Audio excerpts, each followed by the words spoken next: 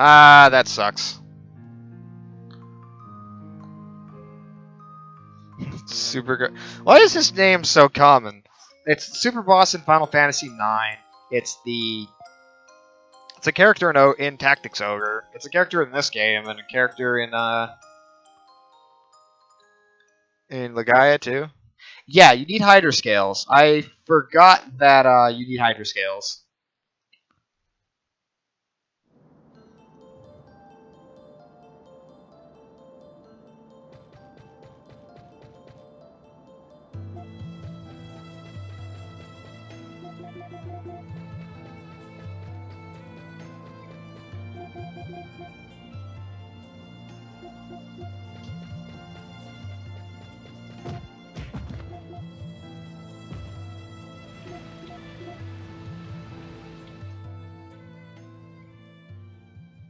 Yeah, get good.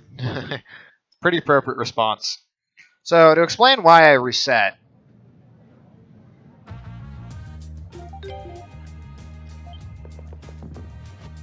Uh-oh, you did it.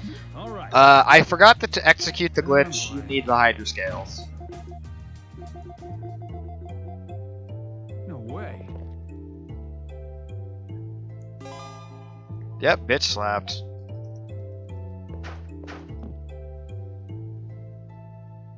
Yeah, these are still fairly new tricks, so I'm gonna make sure I set a few safety saves before RPG limit break in case I'm like, shoot, I messed this up, because I'm not used to running with the new tech, although I have practiced it.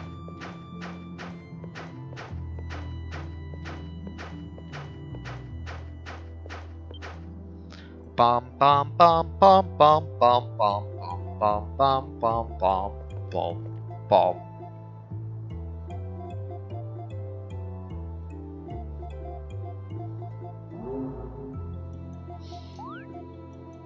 I'm also going to issue a warning. I am slightly insane right now.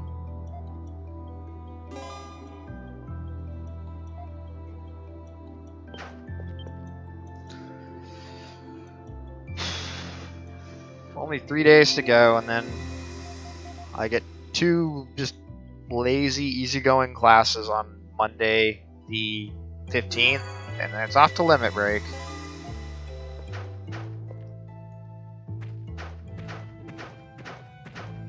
At least I do know that that'll kill me nice and quickly. Hold on.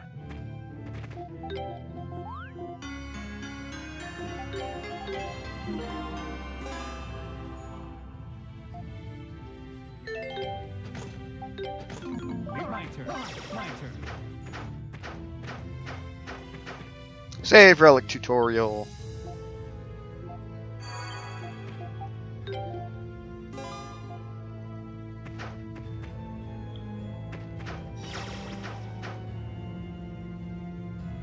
Bum bum bum bum bum bum bum bum bum bum bum.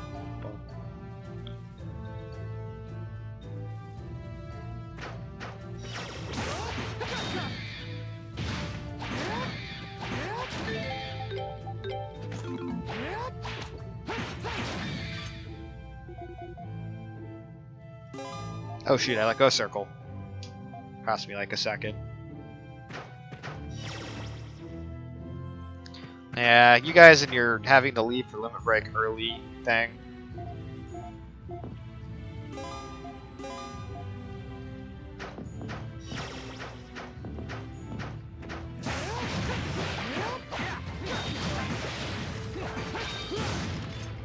Yep, RPG limit break starts on Saturday.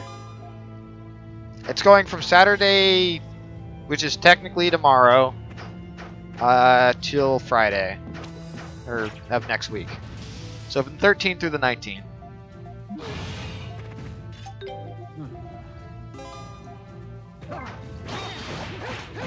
Why is it not hitting the big guy with the Rising Edge? Leave it to me. Leave it to me.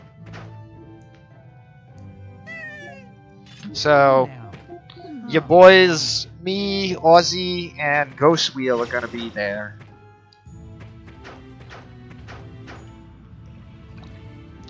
And it's going to be great because there's going to be me, Ghost Wheel, and Ghoul 02 in the same room again, which only very briefly happened. And we can have the we can have Team Spooky. We can reunite Team Spooky. It only happened once at last year's RPG Limit Break, but you know what? It happened. We had Team Spooky. There was Ghost, and Ghoul. Leave it to me. So instead of ghouls and ghosts, we have ghosts and ghoul.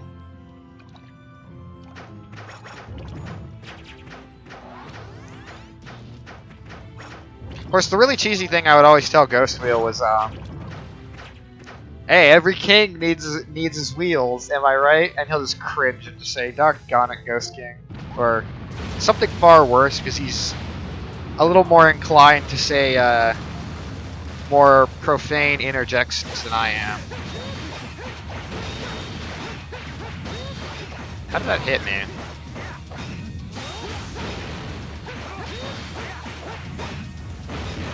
This is going terribly.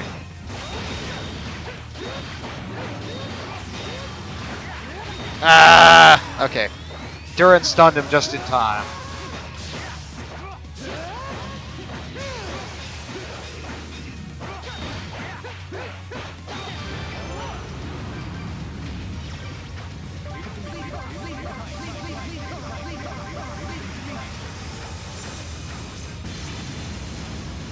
I don't know if there are any other spooky people going.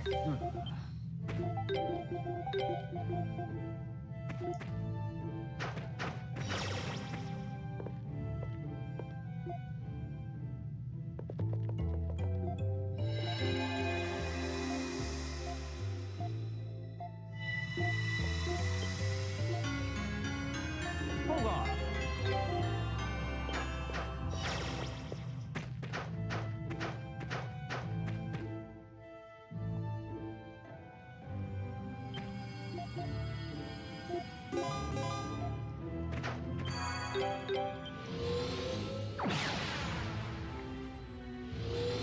I hope somebody brings Rock Band this time. Because there's some people at Limit Break who are legitimately actually really good singers. I kind of want to hear them sing. But then there's also the opportunity of listening to Mike Uyama sing again, and that was so hilariously bad. I got to listen to Mike Uyama. I was playing Rock Band with him and a couple other people at AGDQ, and yeah, listening to that guy sing is hilarious because of how bad he is. But he like has no shame about it either. So that was what made it amusing. Because we were in the casual room and we were playing Run to the Hills by Iron Maiden, and he can't hit those notes at all. So it's just like hearing him struggle, and then everyone in the room just, because he was like loud too. He wasn't just like softly muttering into the mic to try and hide it. He was like loud, and everyone in the room just like clapped afterwards. Dude, Rock Band's great. I love Rock Band. It was one of the things that kept me going as a musician because I didn't have a lot of time to practice on drums because of how loud they are. So it gave me something that was a little bit less loud that I could practice basic stuff on. Because here's the thing. Guitar doesn't really translate very well, but the drums in Rock Band actually translate really well to the motor skills you need in order to play drums. Crush Dude! Look, what the heck is that thinking emote? Oh, Jenya. That's right. I forgot that Jenya got subbed. How you doing tonight? Well, this morning, Mr. Crush Dude?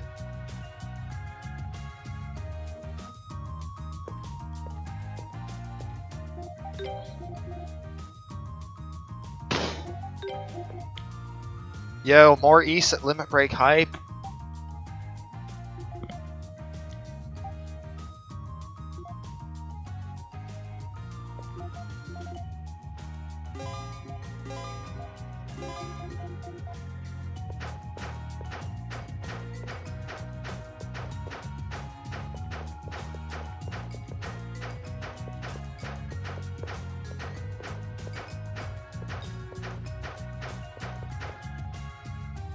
Aw. Yeah.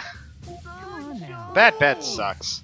Mine has this problem where the wooden planks to keep it suspended over the bed frame on my bed will occasionally pop out. Sometimes I'll just be too lazy to actually pop them back into place, and that just kind of screws up my back.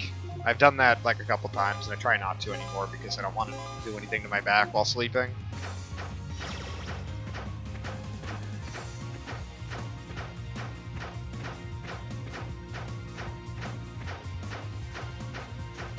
Yeah, I slept on a futon for all of summer of 2014.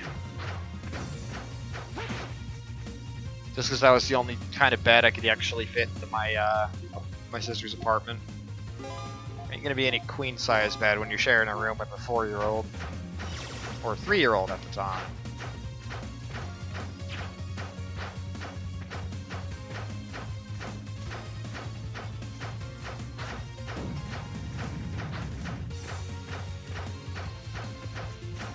Which, let me tell you, a well-behaved 3-year-old does not make for a bad roommate.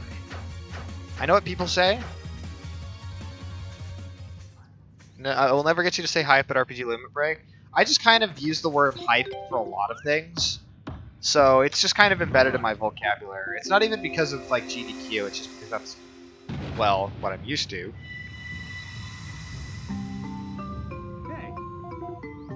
Most of the people who just mindlessly just shout, "Hype, hype, hype," those got old after like SGQ 2015. It is. I can tell you outright, as somebody who went to AGDQ 2017, it still is. Of course, people have kind of gotten less... They actually deem it a little bit more favorable, considering at AGDQ there's this running problem of people just going wah, wah, like Waluigi. And that was funny for SGDQ 2016 a few times. But you know what? That got old so fast.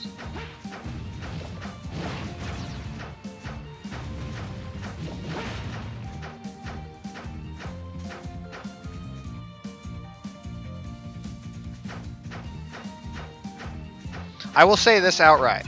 I'm going to be on the donation station for, I'll be hosting I'll be hosting Alundra, and I'll be on the donation station during Final Fantasy XII.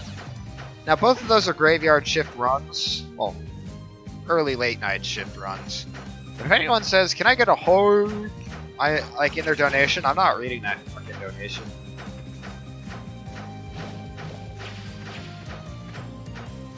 Unless it's like a really heartfelt one from somebody who probably is unaware of how annoying the hype meme is. Like if somebody says, "You guys are doing something for a great cause here. Really appreciate what you're doing. This is one of my favorite games."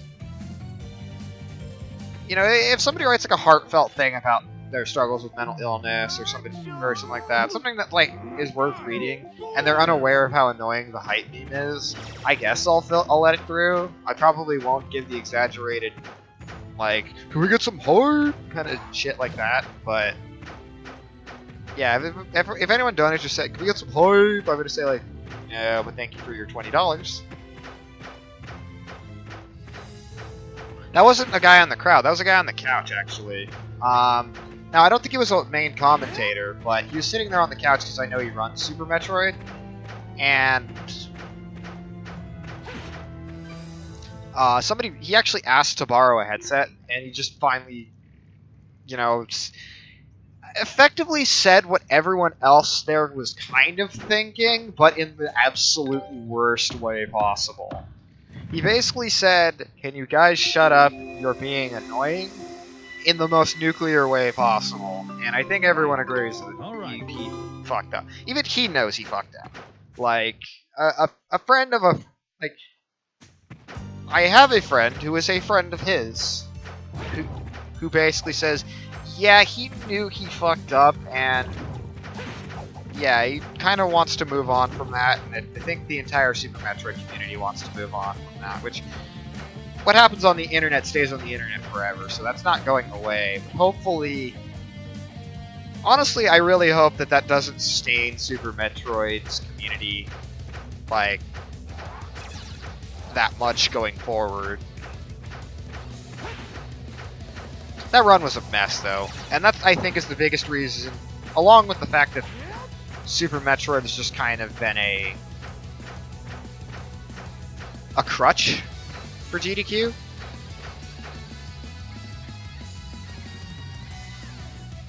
Yeah, Spike loves the hype, but like, the way Spike brings the hype is he actually brings the hype. He doesn't artificially try to bring the hype by saying, let's get some point. Like, he brings the hype by bringing high energy. Like, watch the Sega Bass Fishing run at AGDQ, which I would recommend watching that run anyways because it's hilarious. But Spike was the only one on the couch for that run, and he didn't have a mic, and you could just see him like losing his shit over everything. Like, and part of that was a bit staged, but he at least sold it fairly well. And I thought that kind of helped make the run just have the energy level it needed.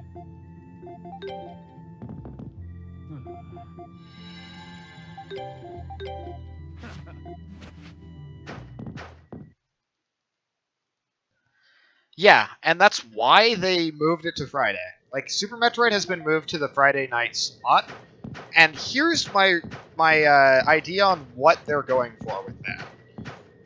My idea is they're wanting to see how much donations that they will raise on the last day by having Super Metroid on the second to last day, and thus you have an entire last day, which is when they get the most donations anyways, of no Super Metroid.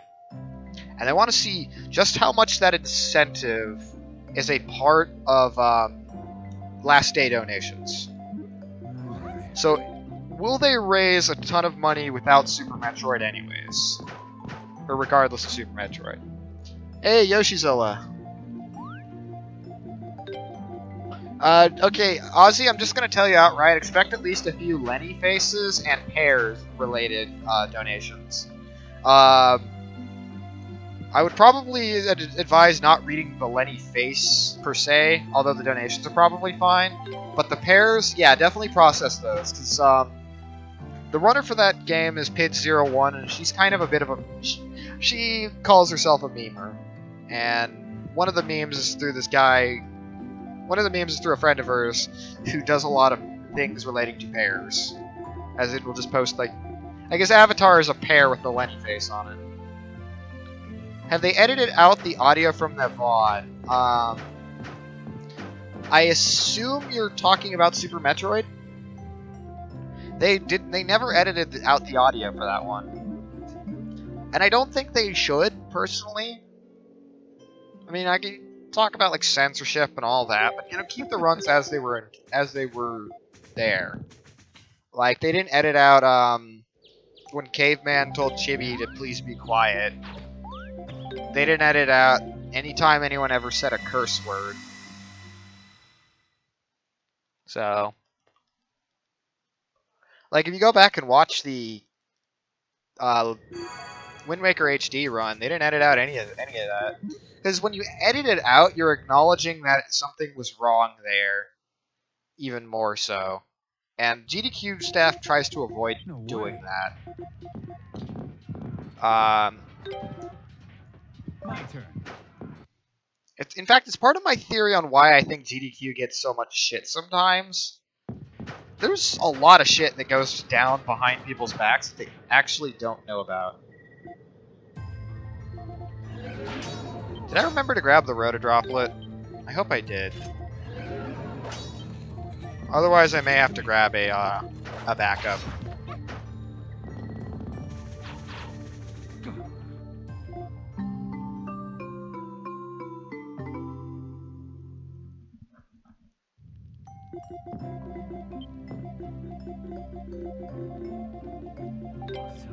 Well, Wind Waker HD, the runner cursed a few times under his breath. People gave that runner way too much shit for name-dropping Cosmo when... Well, dead-naming, I guess is what the term they use, but... And I won't get into that, because that's a whole other area of social discussion that I don't want to have. But suffice to say, people gave the runner shit for that, when the runner, A, said on a later stream that, you know, he's friends with Narcissa, so there was no, like, intention to harm there. It was the fact that people actually don't know that they're the same person, basically, and just know the old runs that still are listed as Wind Waker HD by Cosmo, ATQ 2014. All right. Okay, do I have... I do have it. I guess my pace is just really good right now, regardless.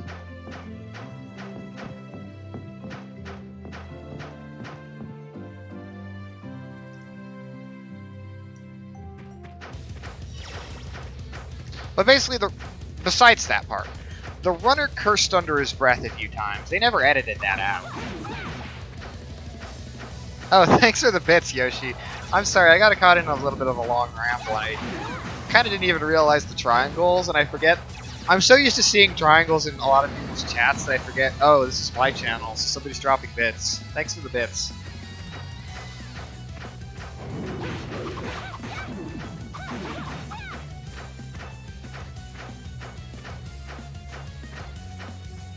With all the freaking skips in this game now, I'm always worried I'm forgetting something, especially after the last run where I forgot to grab the rotor droplets.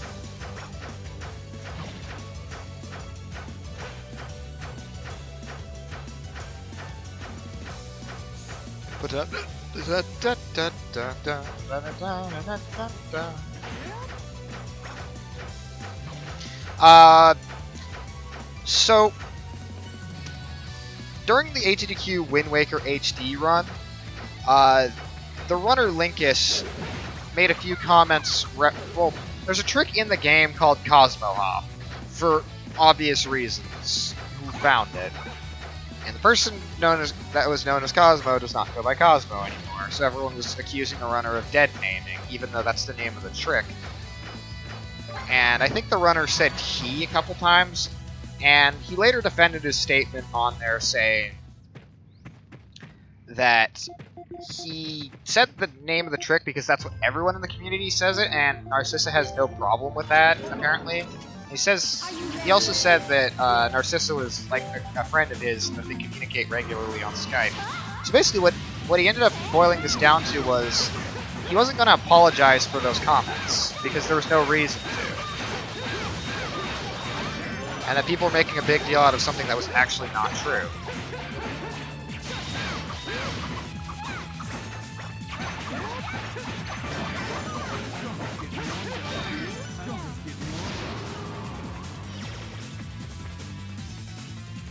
And my point going off of this was, immediately after this, a bunch of people went on Twitter telling GDQ, make the runner apologize, he's transphobic and shit like that. And GDQ outright said, we're not going to do that, because the problem that ends up happening when they have... Because the problem that ended up actually happening before when they try and get somebody to apologize for that is, it's immediate acknowledgement of guilt. And it paints a target on him, it paints a target on anyone, like...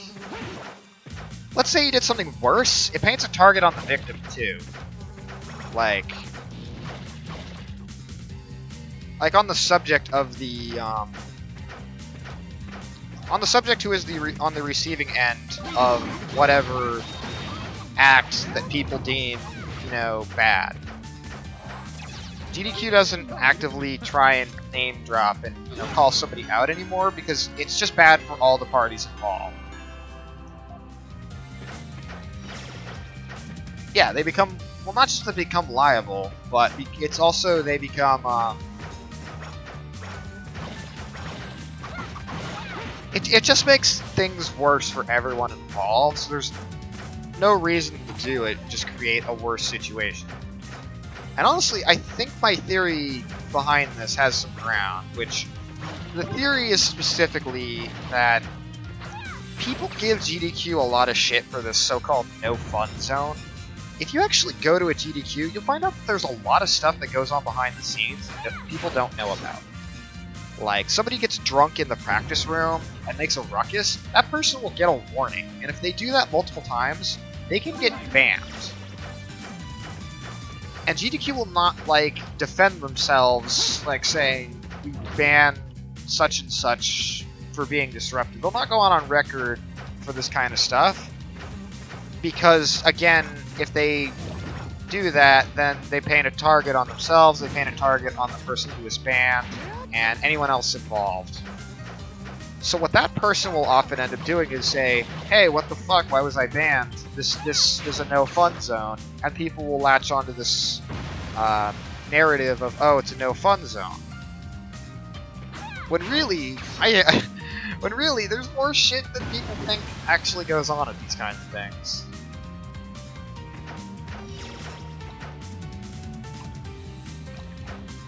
Yeah. And I didn't quite realize this until I actually went to one of them.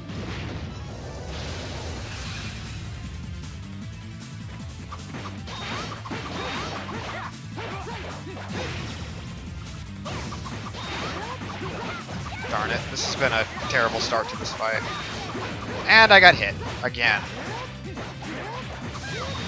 And I got hit again, and I didn't get the flash guard, so I got hit with heavy again. And I got hit again. This has been a terrible fight.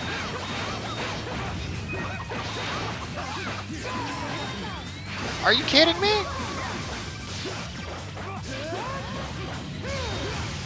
How is that not on the ground?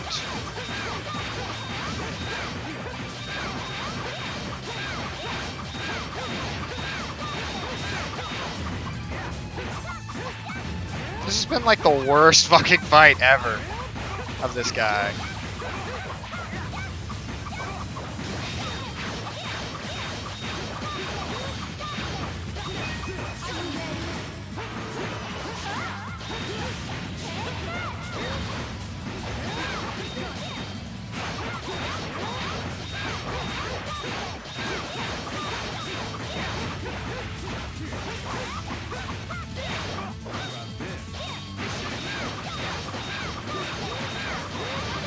Damn, I'm losing so much time. I didn't wait until he was fully on the ground.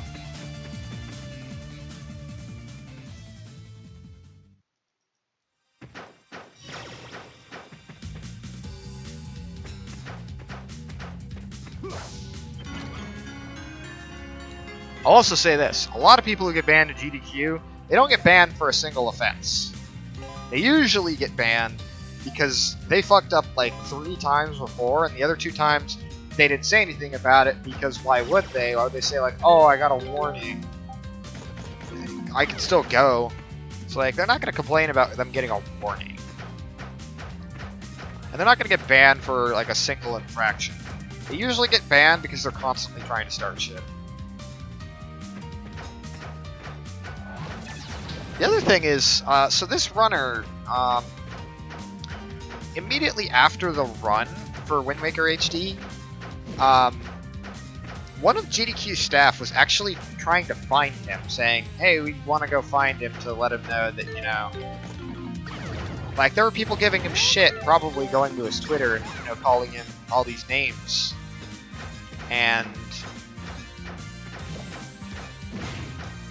yeah, they were giving him shit, calling him all these names, and saying, you know, he should be banned from GDQ because he cursed, or he said something that, you know, they interpreted as something that should get a ban for.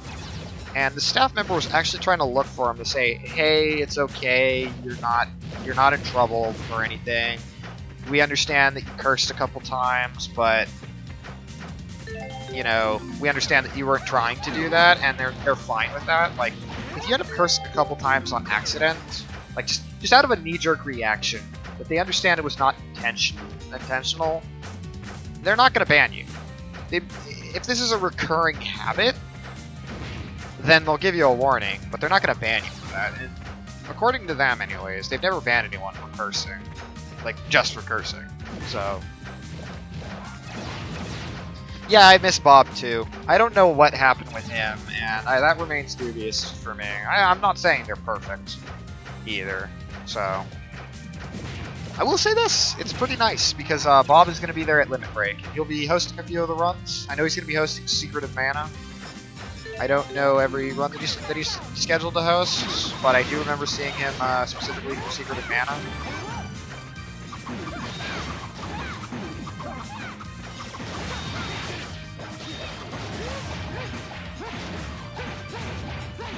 Okay, Stun Raid.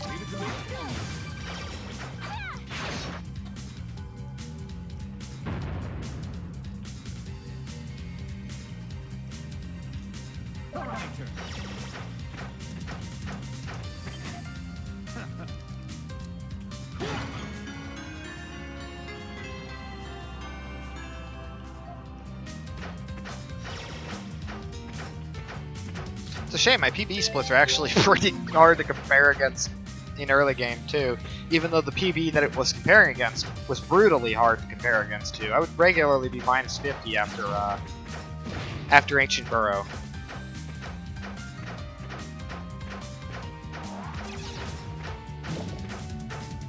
Yeah, that too. I think a similar thing happened with Bonesaw. In the case of Bonesaw, I know a lot of people were saying, unban Bonesaw, we don't know what he did wrong.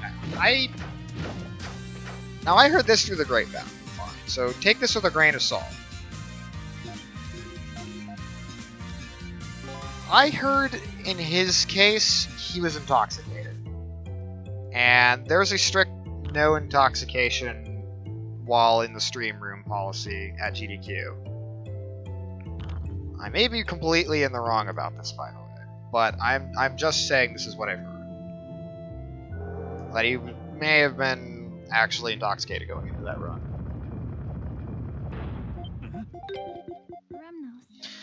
I think they declined it, but they gave him a specific reason for it. But I don't know for sure. And to be fair, I don't think Bob would have attended anyways because he was in the hospital in January, so.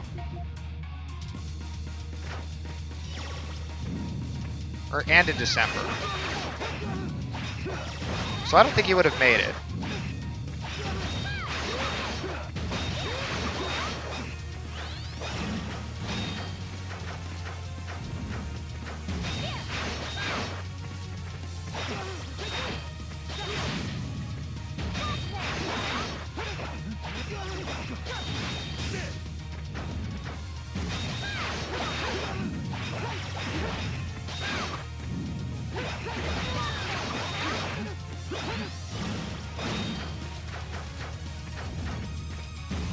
Yeah, but Bob I would consider a friend. He's a pretty cool guy. He was actually really positive about my run at RPG Limit Break last year. It was very heartwarming to hear that, actually.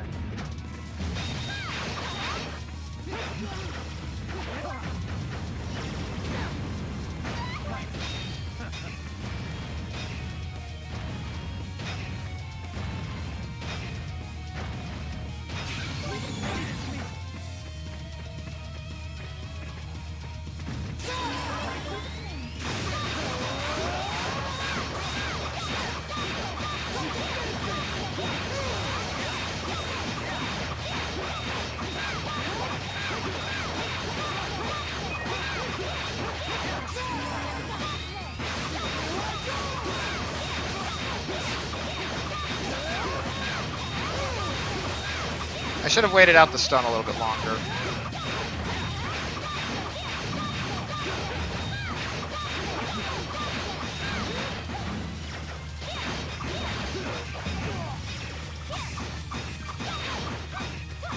Alright, we're wasting time.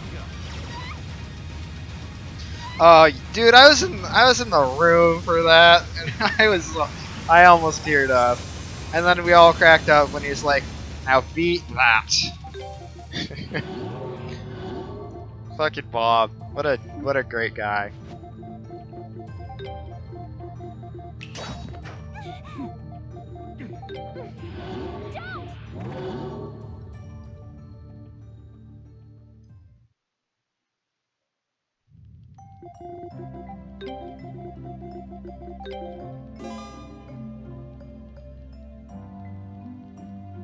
Leave it to me. And then there was the moment with Yuna, where she just kind of broke down in tears because she was just like, thankful for my friends in the Earthbound community.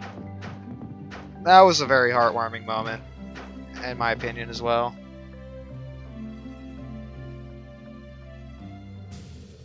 I have just enough money to What? Hey. I have just enough money to buy 2 rotor droplets.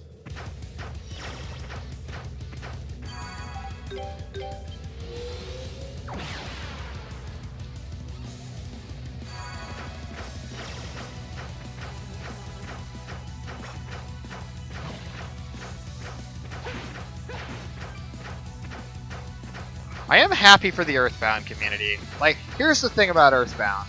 Mother is one of my favorite series, and it's almost entirely because Mother 3 is probably my favorite game. And I know the Earthbound series will probably disagree with me on that one. But I love that game to bits. And thus, I inherently like Earthbound, even though I think it's a much inferior game as a video game. But I really like that community. They're just really cool people. Every one of whom that I've gone to their stream and, you know, chatted with them, they were all really cool people.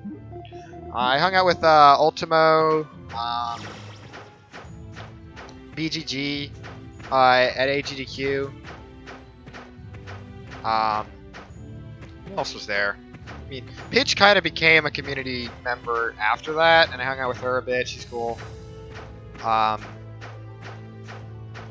just the Earthbound community in general, I met, like, I don't think I actually met Ori and Daniel too much. I met Phalex and Andy Perfect at last RPG Limit Break. Pretty cool people. So I'm very glad for them that they're getting a ton of community support this year. Like, they're the only ones who've gotten a run into every Limit Break so far, and that community submission was really quite something. You don't get like a 3-way 4-man race very often of a game like that, and I think that's going to be an interesting run. But also getting the closing run at SGDQ is something as well. Dude, BGG is like...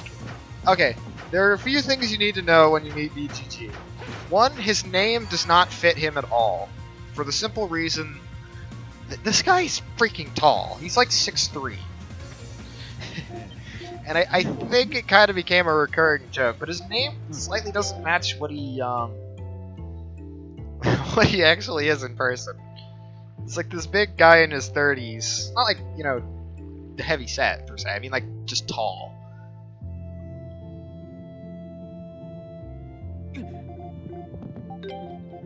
No way. Yes, he would stand out if he was in a crowd of people, which is not a background person. But you know what? Whatever.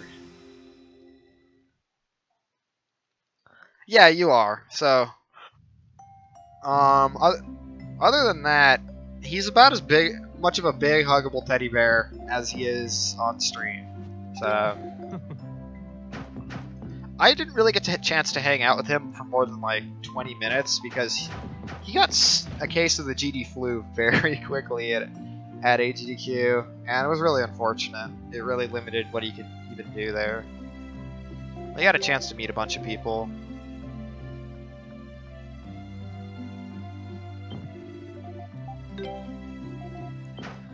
That being said, I'm hoping Ultimo's team loses at RPG Limit Break. I know he has world record, but he doesn't really have world record in Earthbound because the real world record holders, Phalex, Daniel, and BGG, they all named their player Butts, or specifically Butts with Butt. And that takes extra time to input, and Ultimo doesn't put that. So his world record is only by 2 seconds, so it's not really world record. Now that's actually terrible logic, and like that's the kind of thing a stream monster would say. Like, so I'm saying this entirely tongue-in-cheek. But that being said, that has kind of become so much tradition with that game that I have to give him a little bit of scorn over it. But you know what? We can set things right. At SGDQ, the player's name needs to be Butt. My turn.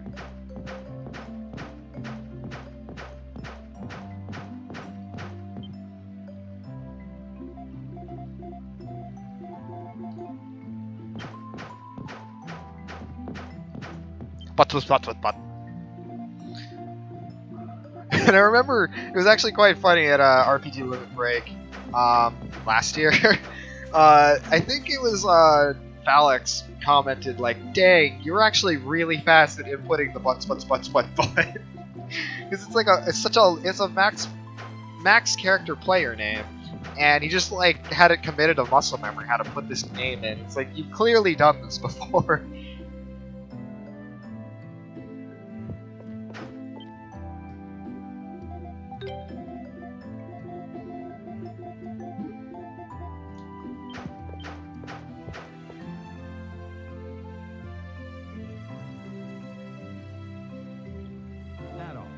Okay, I gotta be careful I don't accidentally double buffer these inputs.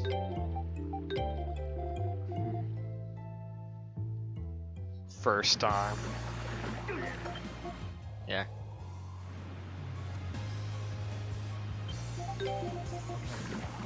I'm excited a little bit for the Paper Mario race. It's a shame I'm not really gonna catch any of it. Now, don't get me wrong, I think glitchless is the worst category for Paper Mario. But, there are some cool factors about a glitchless race. For one, I really like that they get to play Chapter 7 in its entirety. No other category does that anymore, and Chapter 7 is by far my favorite chapter of the game, if not my favorite chapter in the entire series. Leave it to me.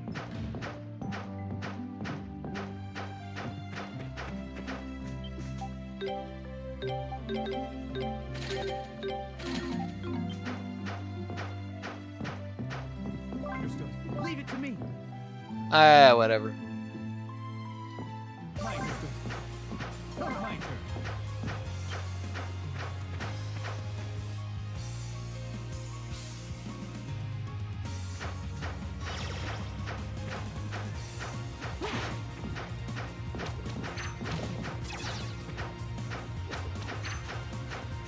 That face is so dumb.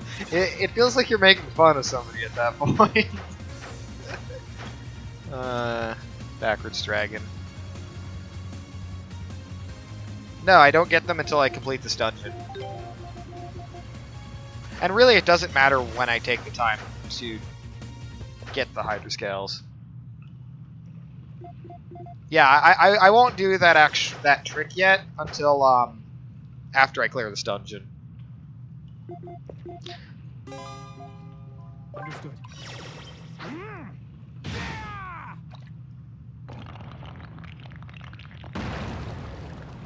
You know, whenever people have weird names, I read their name backwards to see if their name means anything backwards. Like when I saw Lyricos, I was like, Socarel. Okay, that doesn't sound like anything. Your name is original.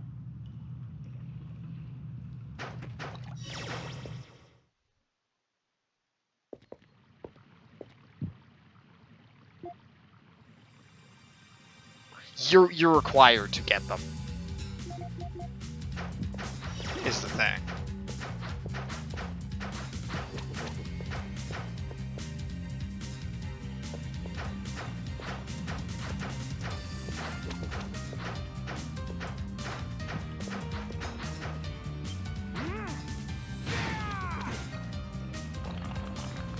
Lyricos? Wait, are you what, Ozzy?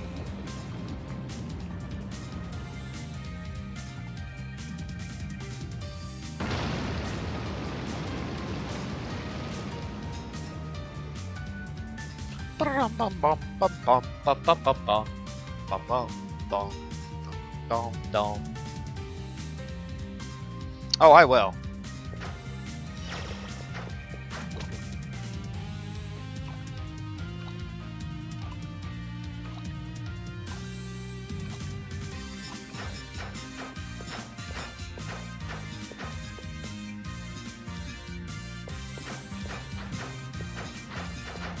Well, your name is original, but you have an 889 in front of it, so it's like instantly 2 points out. Plus, I remember you telling me why you picked your name Ozzy. You wanted a name that was like Ozzy, but you couldn't get OZZY, so it ended up being a variant of that. Also, the 889 in your name doesn't make sense because you weren't born in August of '89.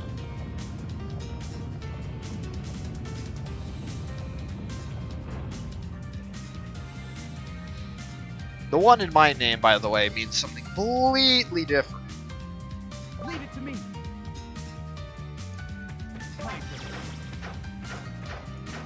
It actually is not a numerical value at all. It's entirely from a silly code name that the head guy from the website that I used to go on uses to name all of the users from this website were called G1s.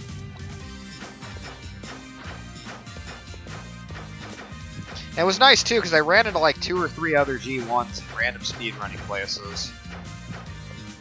I am number 1. Your old locker combo. Oh shoot, now people are gonna know your locker combination, Ozzy. Why didn't you tell us? You might want to rename your number. I'm the number 1. Yes, I am. Thank you for pointing that out, God Empress Lyricus III. Also, your name is a paradox, because you have the word God and Empress, whereas God is, I don't know, God is sometimes ungendered, but if you're using Empress, the former is male and the latter is female. So your name is inherently slightly contradictory.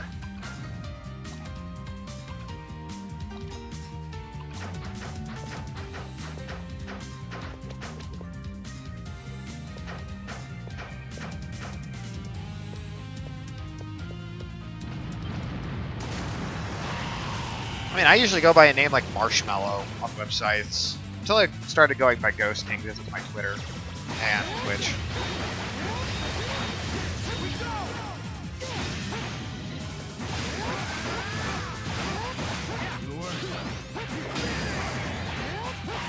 That was superb.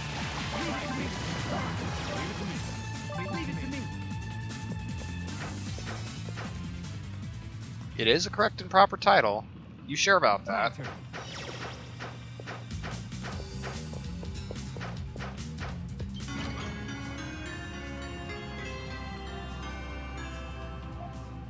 Dune universe. I don't give a shit about Dune.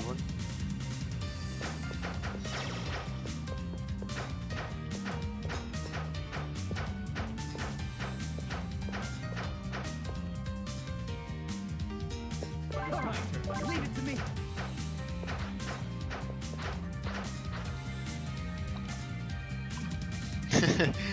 Yeah. He's gonna. Well, he's used in this next boss fight, so you'll see him enough.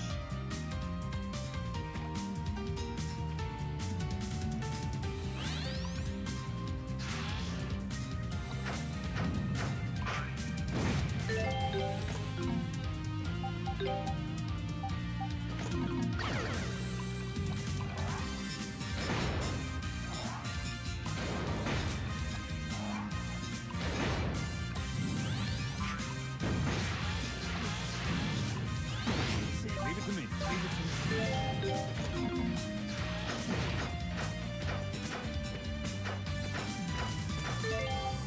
Oops. I don't want to mess this up, so I'm gonna be careful here.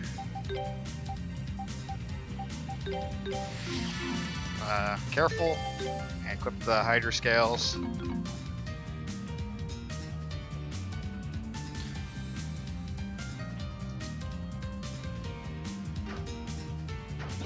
Alright, so we skip to the room at the very end of the dungeon.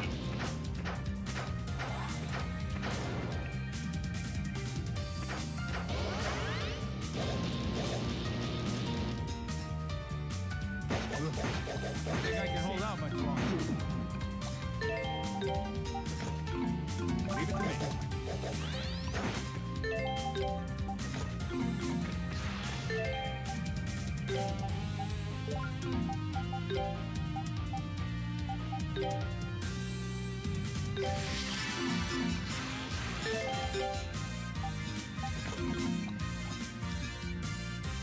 Oh shoot, no, that would have sucked.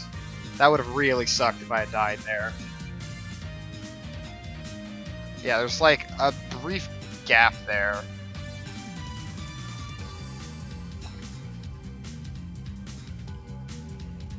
Okay. It's really cool, dude. This glitch is so stupid. It's so cool and stupid.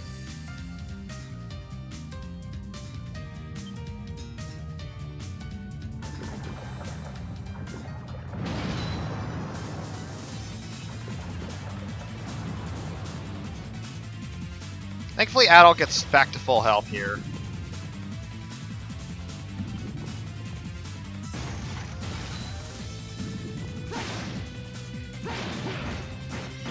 That was stupidly good. Oh my god. Yo, Frockenok. Yes, new tricks. Yes, very new tricks. As in, literally found in the last couple days. But that ain't nothing compared to the next one we're gonna do.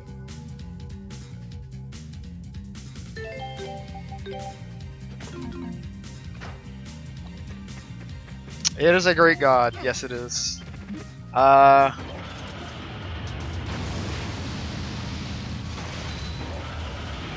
What's up, Proc?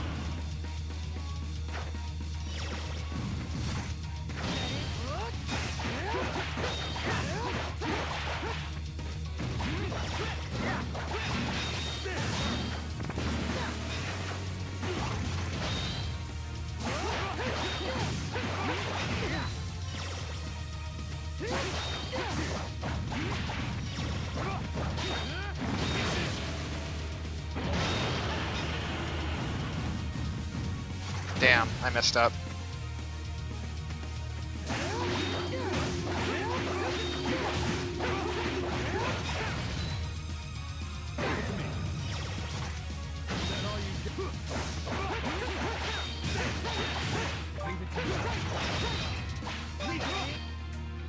The double flash move.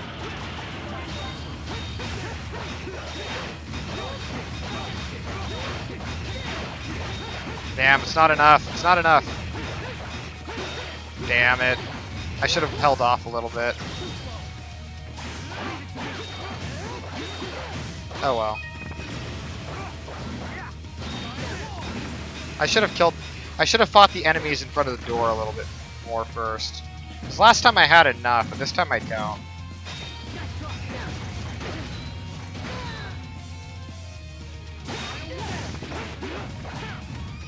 I'm dodging too early.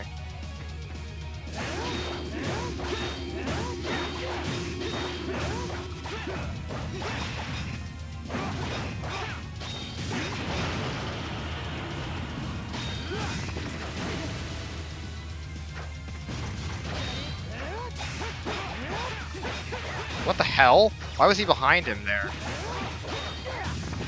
This is an awful second cycle.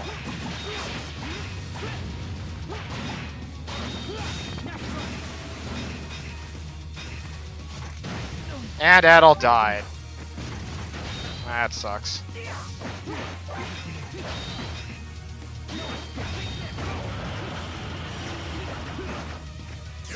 And die.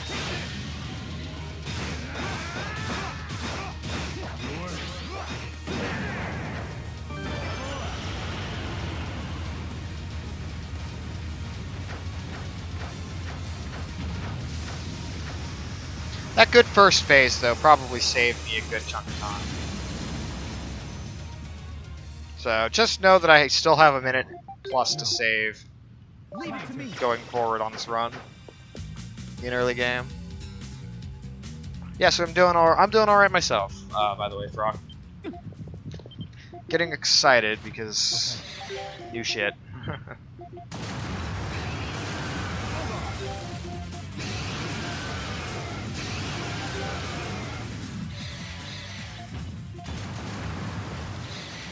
Yeah, but that level doesn't matter. Adol doesn't actually need that experience, because he doesn't do anything in any more boss fights in the rest of the game, except for the final boss fight and the frog. And by that point, this game's EXP curve will have them catch up to where they need to be.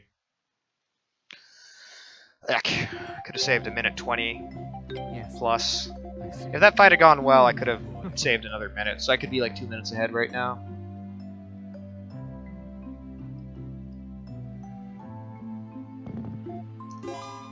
My turn.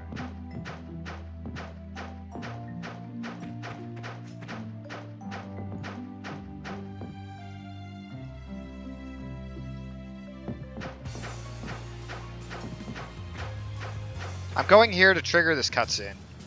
This cutscene, if this cutscene is not triggered, I'm actually Hey! locked out until I trigger this cutscene. It won't let me advance back to.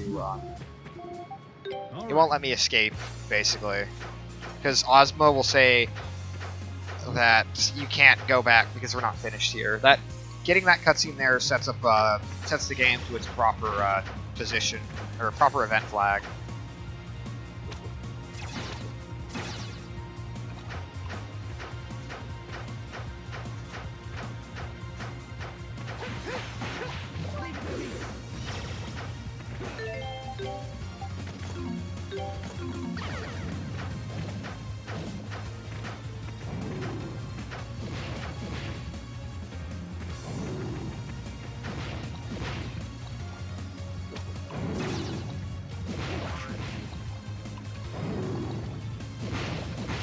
My turn.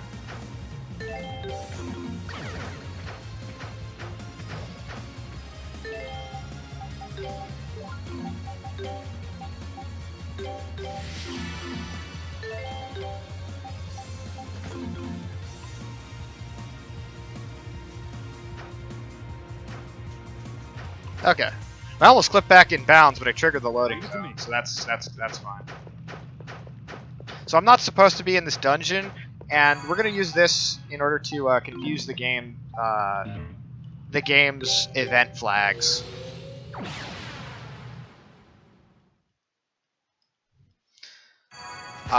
So I'll explain how it works when I get to it later, but I've effectively removed Ozma from the run by doing so.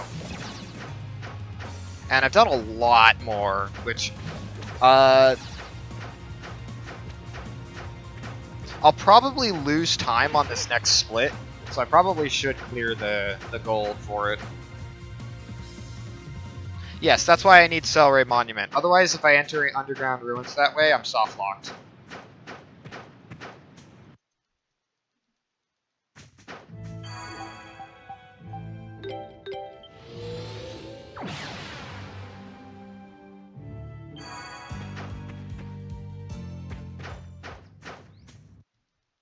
So I'm gonna actually skip this next split.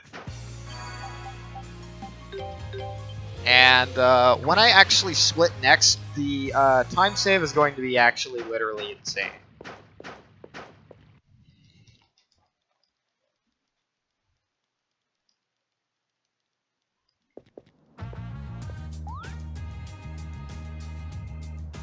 Uh-oh. There are no other blue monuments closer to town.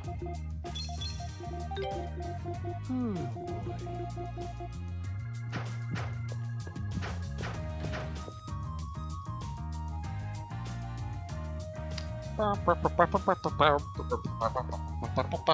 Oh.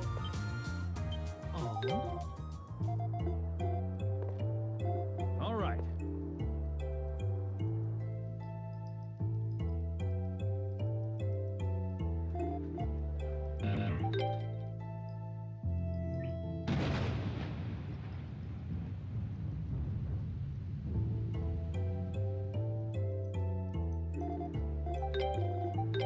So I expect this run will probably be somewhere between a 252 and a 254.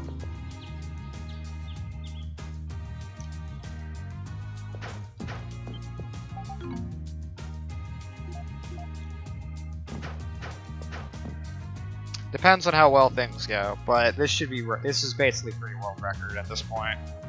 Assuming the game doesn't have some like lock that prevents me from completing the game as intended. That I'm unaware of. Whoops. So, I'm gonna tell these kids to shove off because their stupid scavenger hunt quest doesn't interest me. And it doesn't get me any significant rewards. Oh my god, why am I lagging?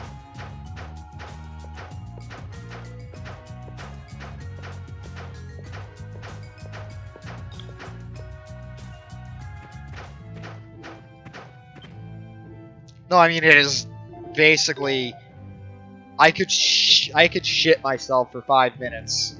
I could probably take a 3-minute shit break and still world record with this run.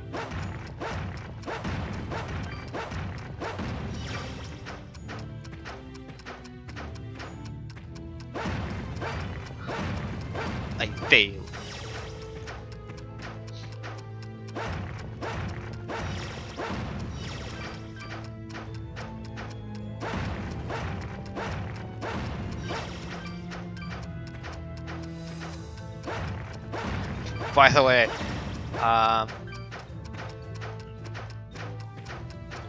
By the way, Frockenok, you're looking to be going to SGQ the entire time, correct?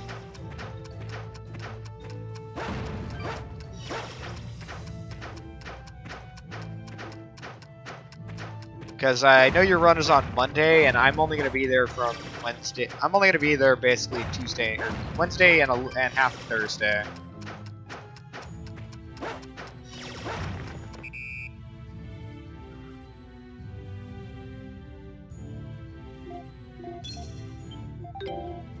Job well done.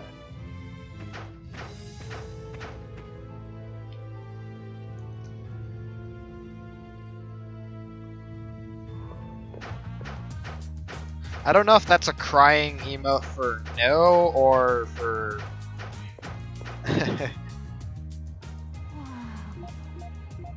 Okay.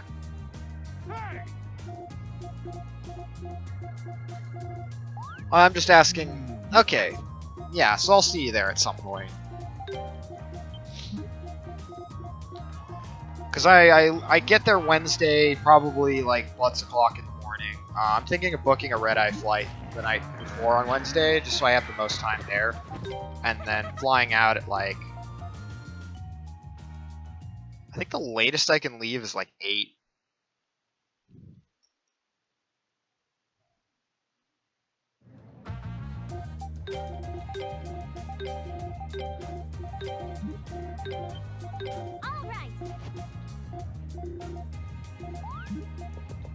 Hey. Come on.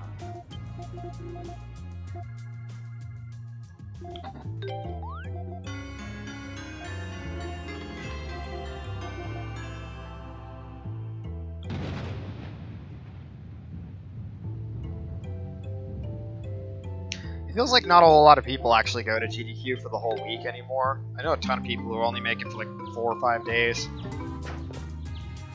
There's a lot of people I'm excited to see again. Leave it to me. Alright, so right now I have to make the single biggest, like... There's something here I could very easily fuck up if I'm not careful. And it's kind of throwing me off because I'm not used to running like this. Warp here. Misty Peak exit.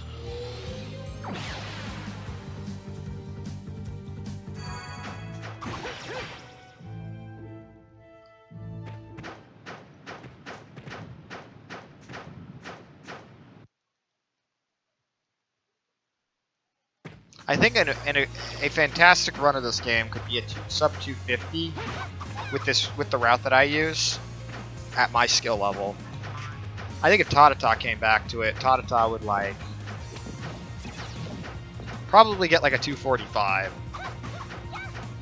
Okay, so right there, what this has done is it has skipped a flag that normally sets a cutscene to play right there. And so now I'm in a dungeon earlier than I should be, and the game doesn't know what state it's in. And it plays cutscenes in a sequence, so if, why am I Garnet right now? Leave it to me. So the game is a little confused on where exactly it is. So cutscenes in this dungeon will not load.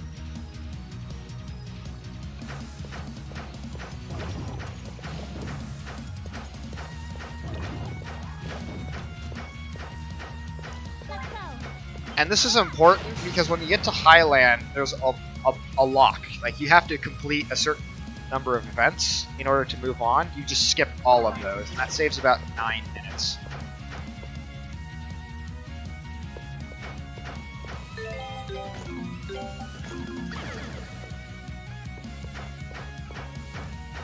Yeah, that's kind of unfortunate. Things in Greece are expensive right now, so... Oh. I understand that the state of Greece's economy is not fantastic right now, is what I should say. Hi, Steven.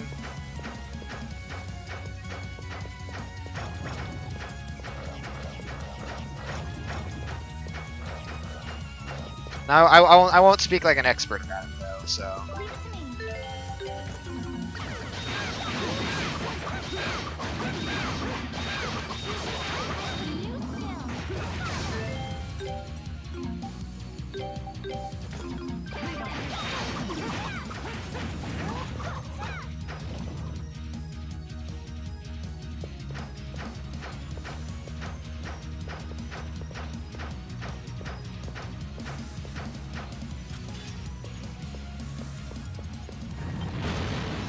Actually, I don't know exactly how much time this might even lose me.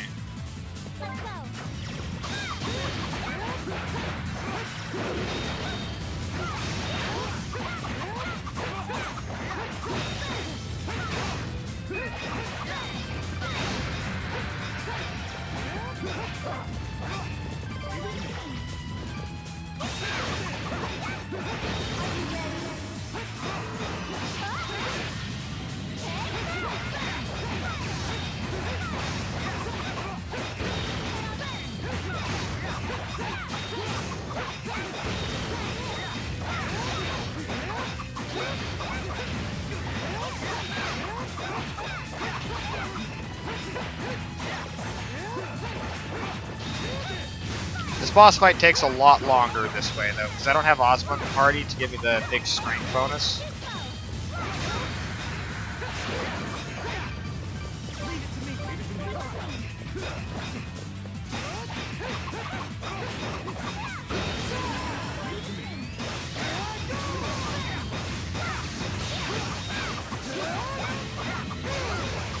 That actually was worthless.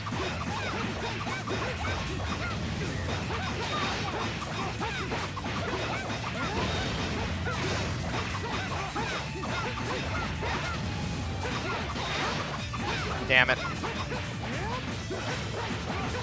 Yeah, Karna doesn't do a lot of damage. It may actually be worth it to grab the Hunter Knives DX in this route, because I need damage where I can get it against this guy. Oh crap.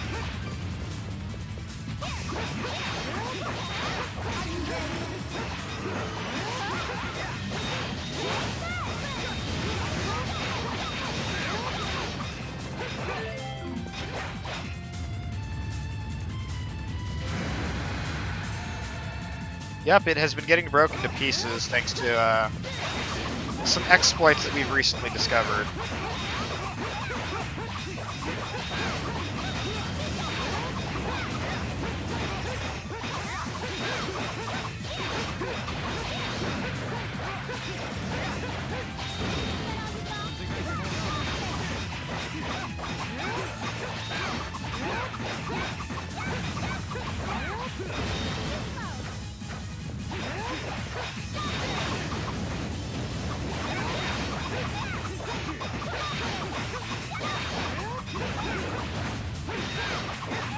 Yeah, that fight was pretty awful. The fight is much slower, but since I don't have any of the cutscenes, to earn this 6 health. Might be faster to just grab Hunter Knives DX. I'm gonna add that to my notes.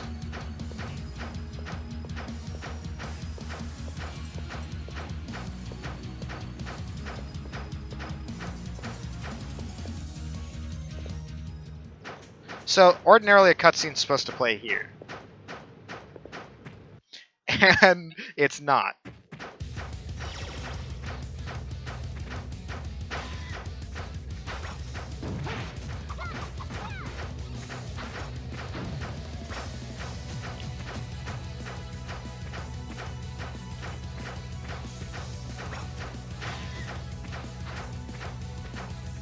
So now the game really doesn't know exactly where its state is. It thinks I'm still before the time when I re-entered Celceta. So none of the events are lined up to happen when they should. And so I'm skipping all the cutscenes. It's not just the cutscene skips though that I do this trick for. There's one big reason I use this skip. And that is this town. No, this is the only time that this works. For reasons I'll get into a little bit later. So now I enter Highland. There's a cutscene that's supposed to play as soon as I get here. It doesn't play. And if I talk to any of the NPCs other than the shopkeeper, they don't actually have text loaded. The most important thing, though, is I can skip out here. It's actually supposed to look darker. I'm getting to this area in the daytime, which is not supposed to actually happen.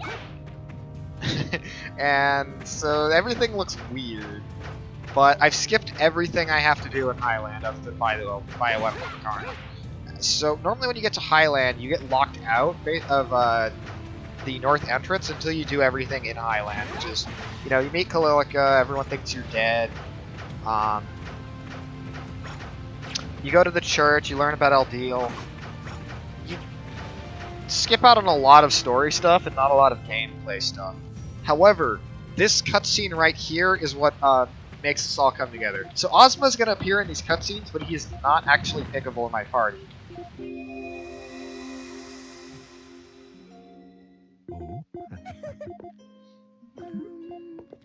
So, activating a memory resets the game's position to where it needs to be.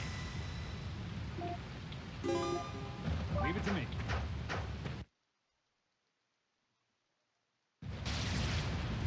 So Ozma's basically a ghost. He will follow me, or he will appear in cutscenes, but he's not actually there. He's just an illusion.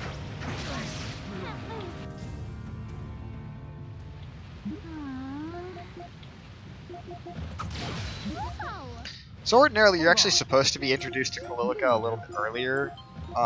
She's a friend of Lisa's who also works under the god Eldeal. But this is your introduction to her in this speed run. So let's get rid of Adol here.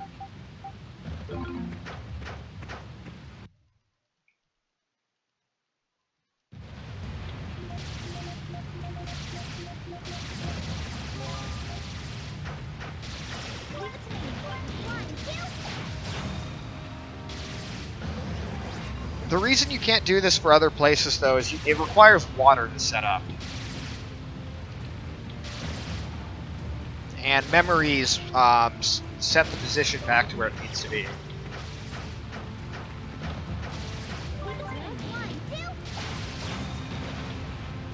So I'm doing this part during the daytime, which is actually not supposed to be doable. Leave it to me.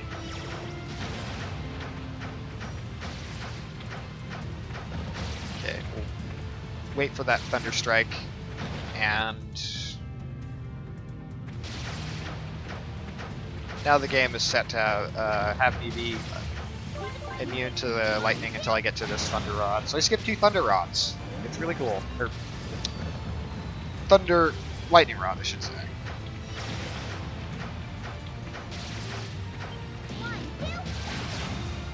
Yeah, there are a bunch of required ones later on in the game, so really any remaining skips would be fairly minor. Leave it to me. This is the biggest one by far. And if we could find a way to not have to use Karna, we could probably go there with Ozma instead and just completely break the game as soon as I get Ozma. And that would probably save an additional 20 more minutes.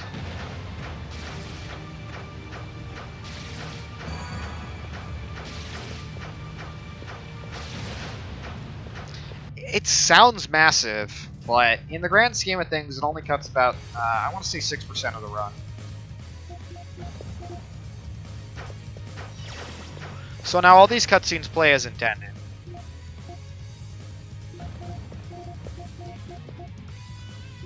So the warp to the top doesn't work. Cloaca stomps on it, so I guess we're gonna have to climb the tower.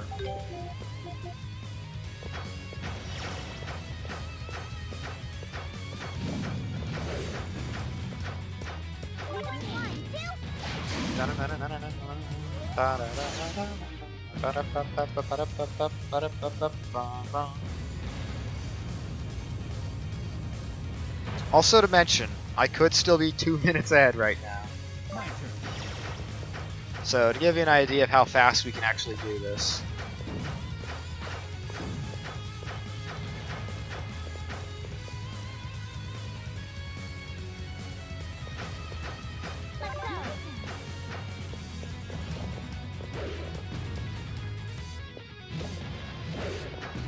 Okay, we got it. Thank goodness.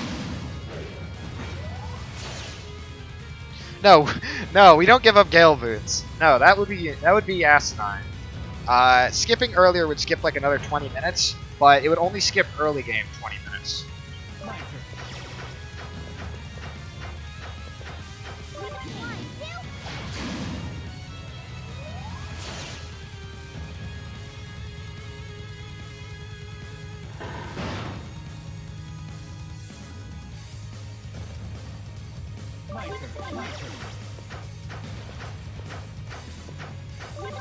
Leave it to me.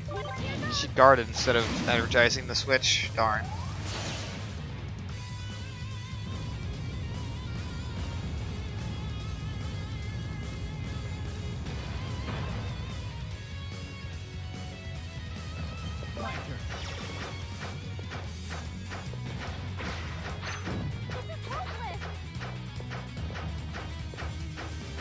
It's a good thing Ozma's neither the fastest roller nor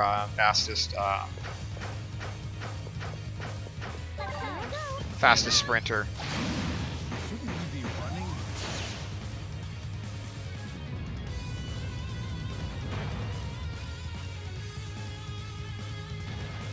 Leave it to me.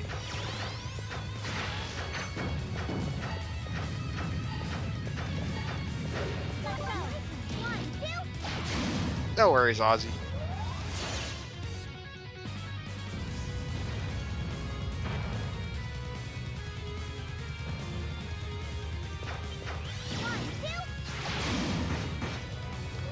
So because, well, I don't have Ozma, I'm actually going to keep Durin in the party for this next boss because the strength bonus he gives to me for having 2 strike characters is way more important than having Adol's slight increase of damage over his.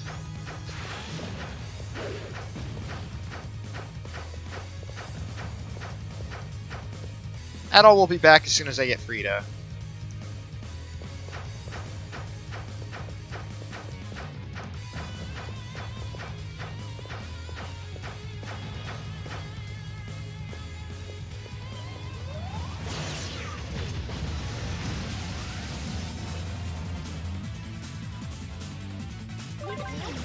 Let's get that on square.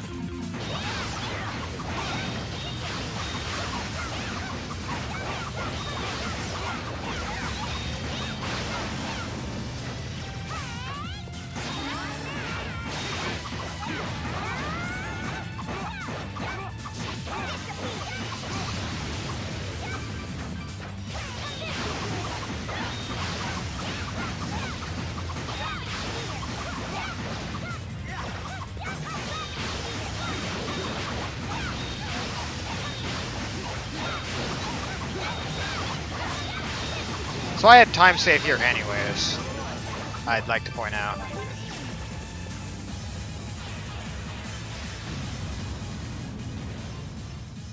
So, watch this shit.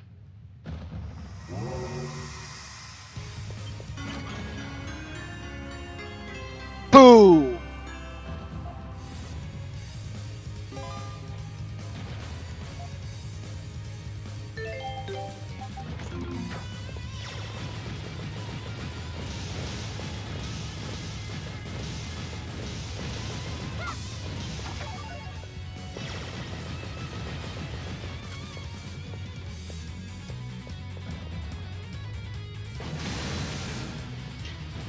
Yeah, that's how much time we fucking save with this skip.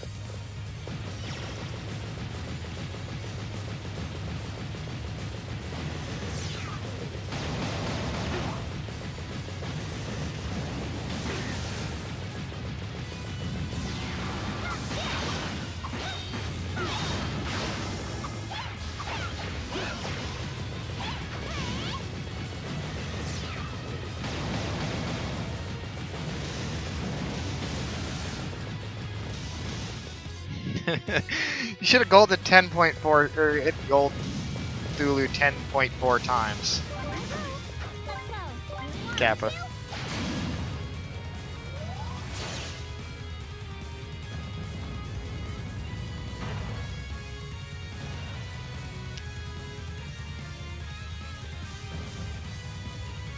It's a bit late to edit my limit break estimate, but it's fine anyways, because what's going to end up happening is there'll be more time for backup games, which is really cool, because I want to see Scarlet Curiosity get in. Because it'll basically be like having a second East game, in a way. Because those games are so based on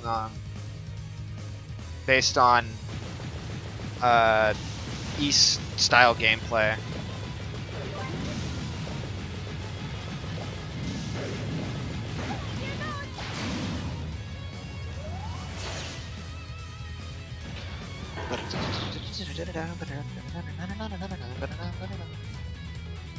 Leave it to me.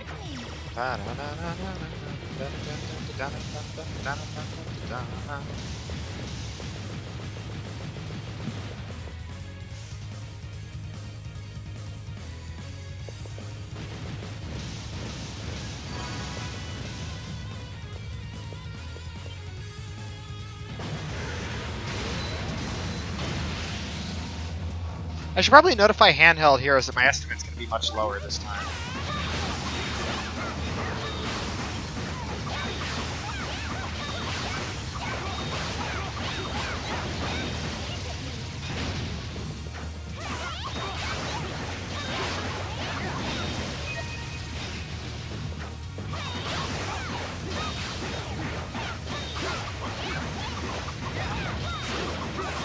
Come on, slam your fist. Alright, I got the flashcard crits.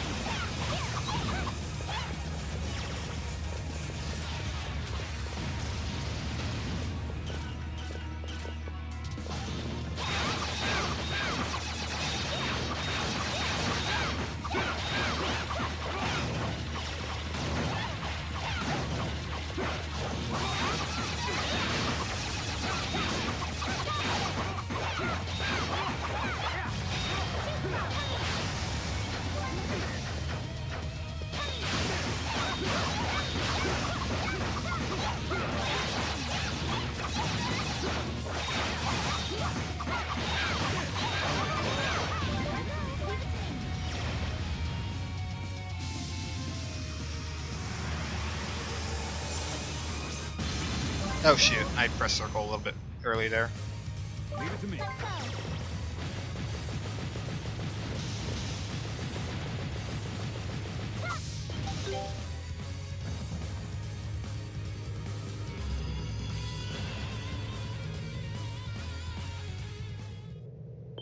Also, I like how this sequence is in daytime too.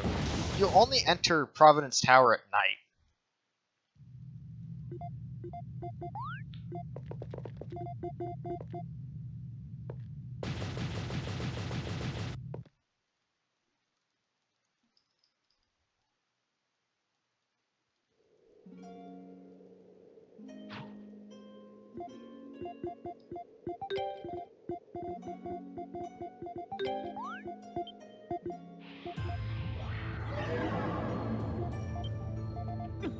Now.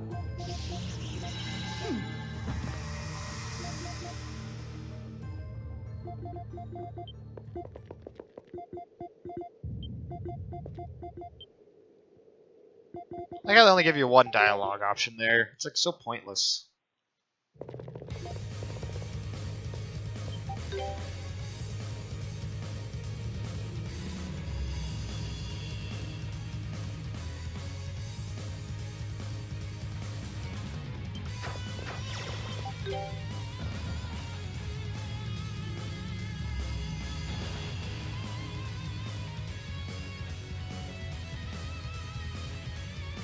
So, Ozma the Ghost.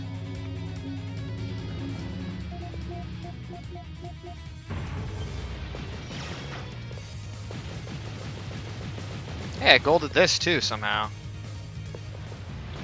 That I don't even know.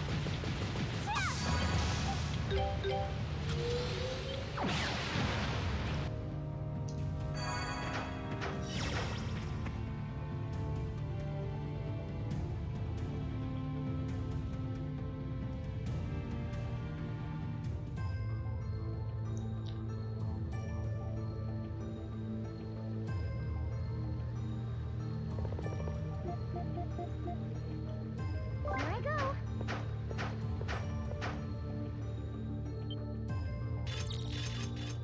Mask people! Let's beat them up. Damn it.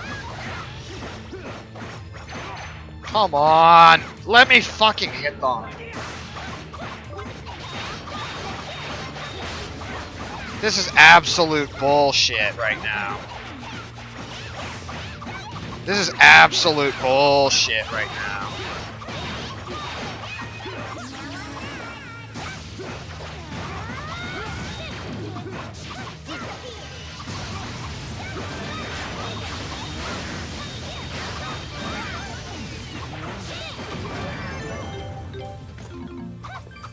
That fight was garbage. They could not stop knocking her down. And she's not supposed to get knocked down very much. It's the whole point of using Kalilica. It's because her gravity sphere is OP. Oh well.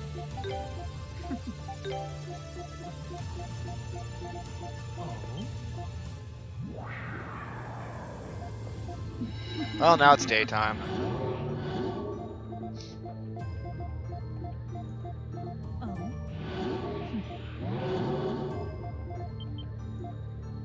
So now, the more perceptive of you who've played this game may, which actually is probably not very many people, but you may remember that there is actually a point in this game where you do need Ozma. There's one obstacle in one of the later game dungeons which requires you to use his unique action. Ordinarily, there actually does happen to be a way to get past that without having him in the party. Otherwise, I would have actually got him.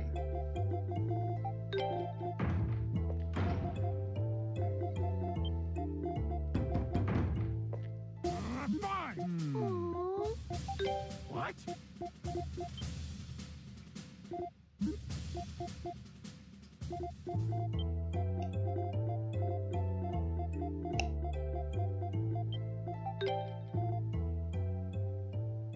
Which I'm not sure if you can still skip the events, because you might not actually have to trigger the cutscenes to solve the puzzle.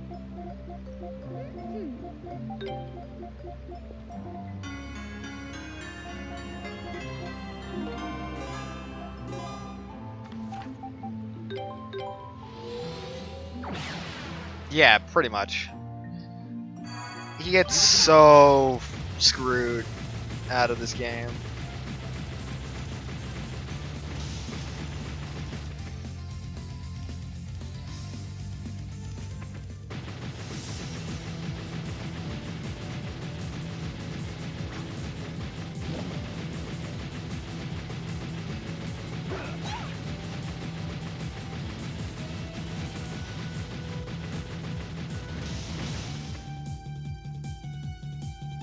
You know what'd be kind of cool? If there was a way to add a bounce to get into this screen here. I don't think there's any water on the Trek Up Highland Path to actually make that work. The Trek Up Table Mountain, I should say.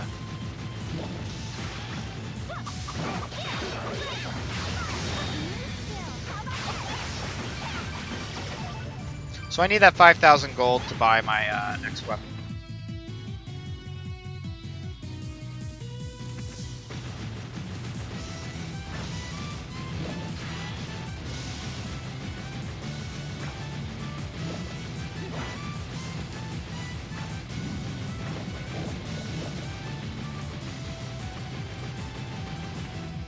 So, buttons.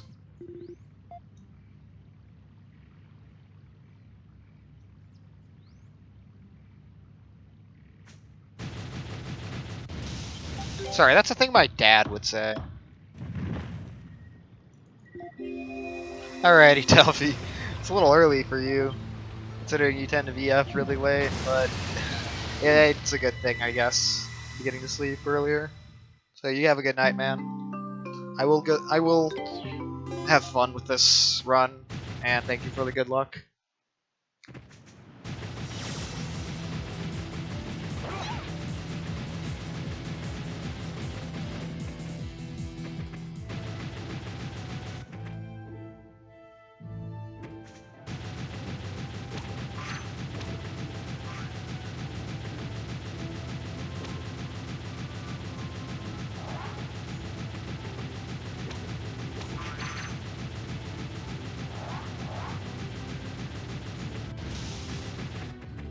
Bed.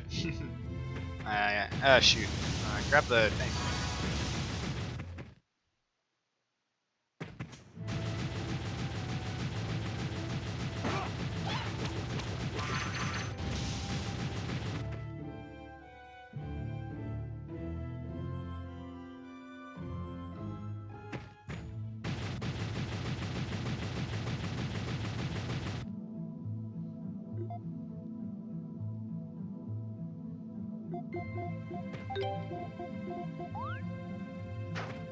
At least Ozma gets his dungeon.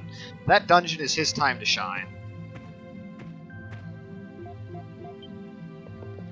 Also best girl.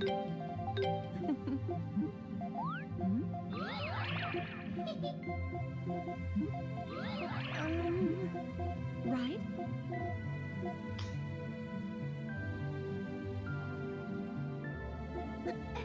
What? Oh.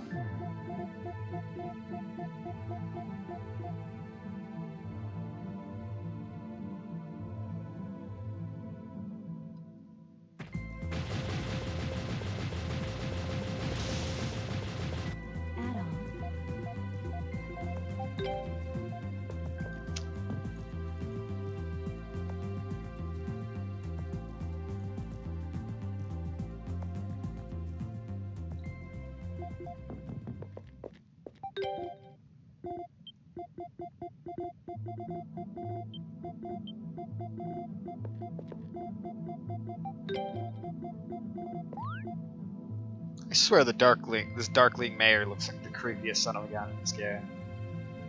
Even though he's not a bad guy.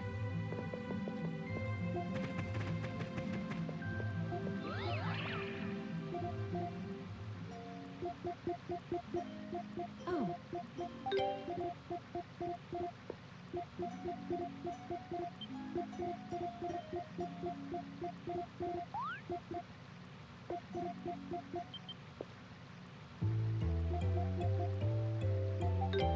Smack you in the face, Lisa, because you're annoying and I hate you.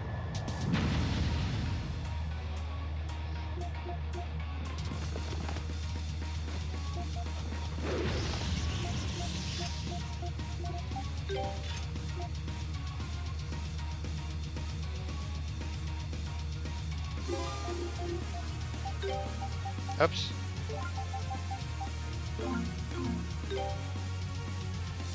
Oops, I forgot to put her X skill as Demonic Edge.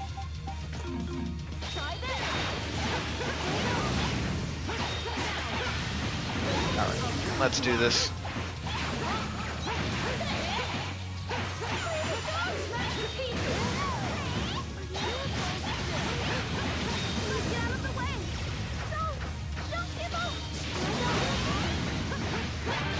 Yo, that fight went really well. It's a shame. I think all that time lost came from. I think all that time lost came from the mob at the end of Highland.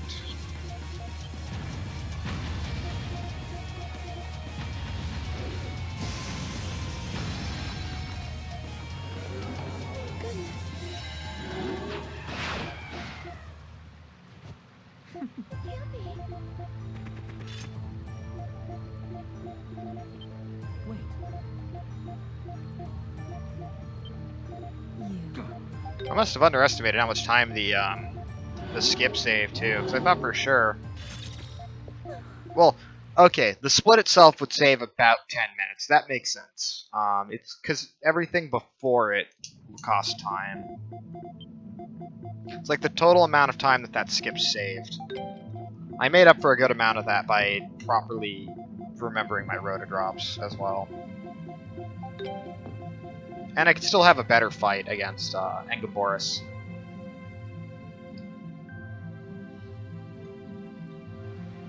I hate you, Lisa. Indeed. Thank you very much.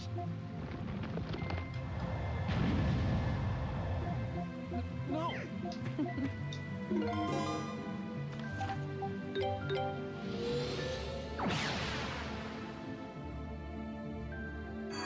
All right. Y'all are idiots! They decided to work together with us Add-on. to Oh, stop the big bad, because we all have a common enemy, even though these guys are kind of idiots.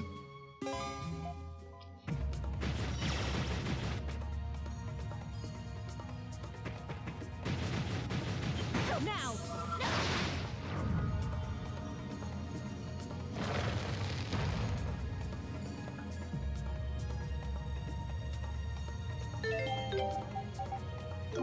go.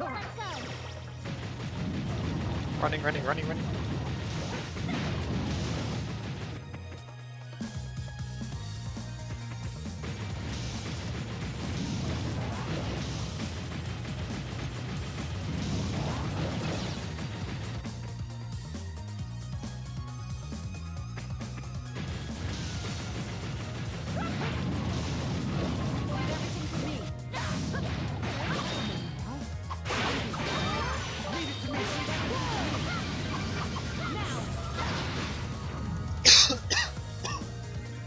Ah, allergies are causing me to cough violently lately.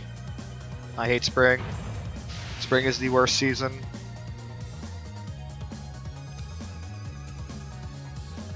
Leave it to me.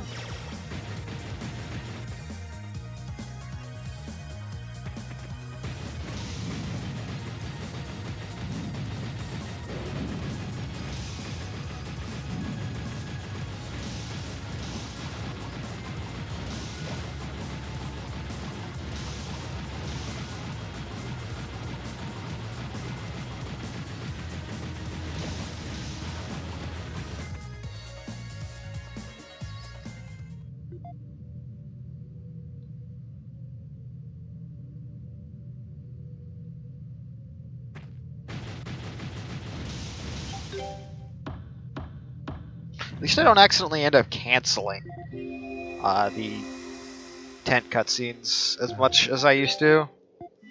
Now I just have the input memorized, square X.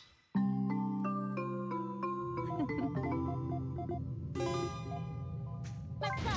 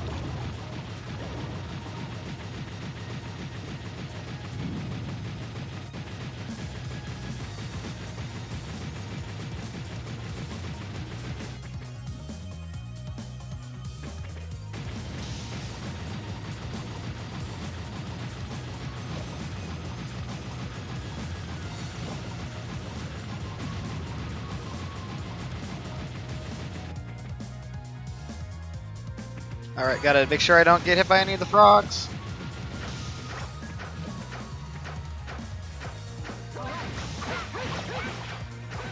And then let's just one-shot him. These poor frogs didn't stand a chance. Okay, so make sure I don't accidentally press circle, because when I do that, what ends up happening is it cancels out of the puzzle before it completes. So I'm gonna switch Karna for Kalilika. Oops. Leave it to me. Even though Frida probably is the main damage dealer here. Also, you'll notice I tend to do a few dodge rolls whenever there's brief moment before cutscenes, and that's because sprinting has or using Gale Shoes has a short wind-up time. Okay, so I want to roll forward twice, and then do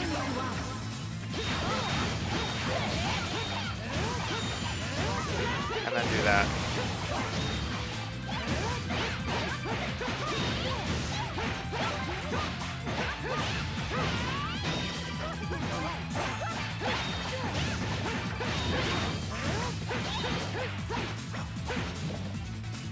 Oh, they've been eaten. That makes sense.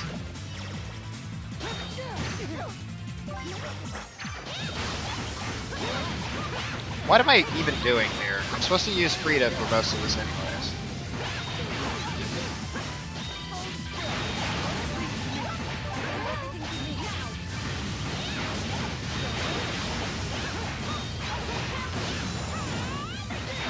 Because she has just so much more damage on anyone else. Okay, we saved a little bit of time.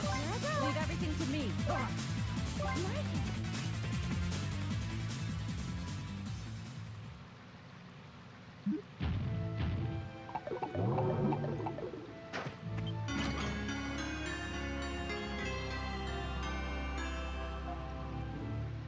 But for the next couple of bosses, I'm going to want to have Frida as my party leader because she does a ridiculous amount more damage than anyone else at this point, because nobody has any weapons.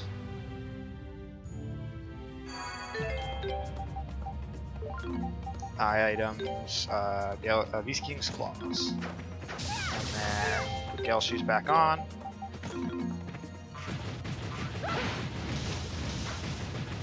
Watch out for the weenie monsters.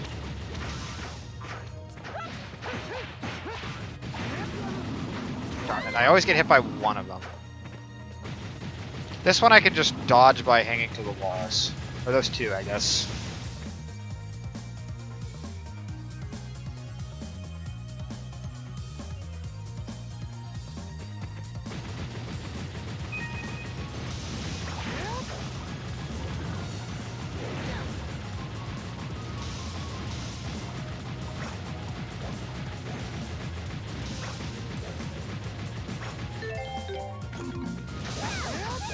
I'm not breaking the coral, that sucks.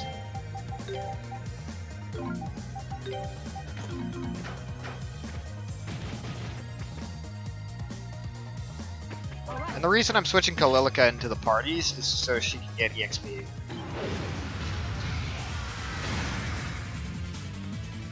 Because at this point I don't need to do that, but I just do it anyways.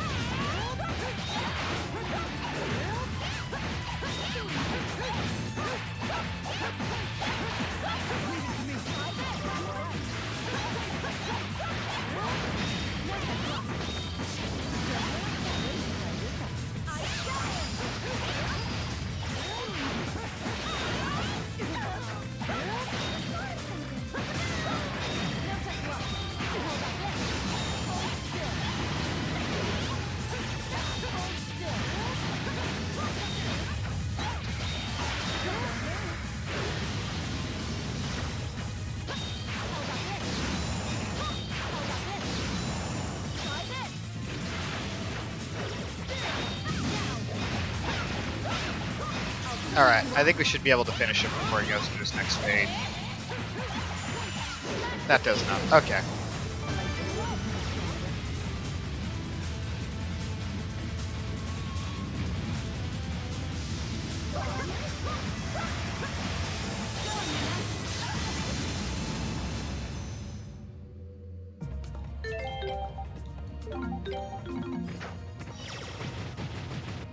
I think a cutscene plays here? No.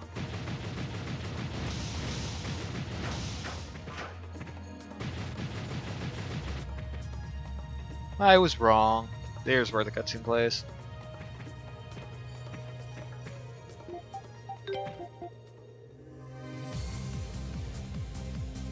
Should save a little bit of time here. Or not. I'll lose a little bit of time. Oh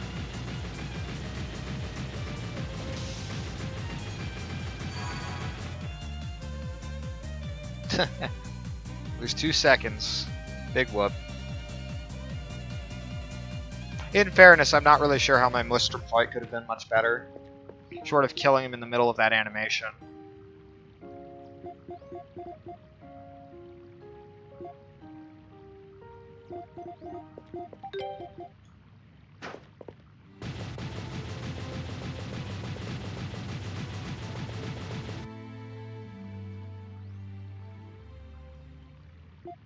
Alright, gotta to make sure I buy the right thing for the right person.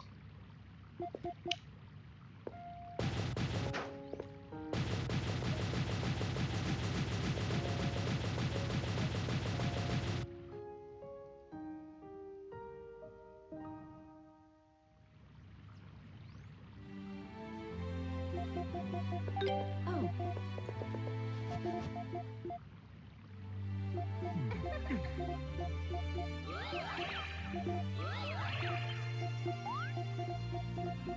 So while we're dawdling here, the big bads are like, hey, what's up? We're gonna go in this dungeon, because we have the mask and stuff. Keep up, Adol. Get bad. Get God.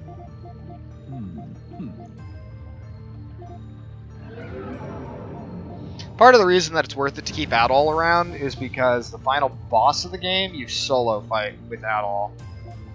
I'd actually considered the possibility of just using Ozma so I never have to switch my party members.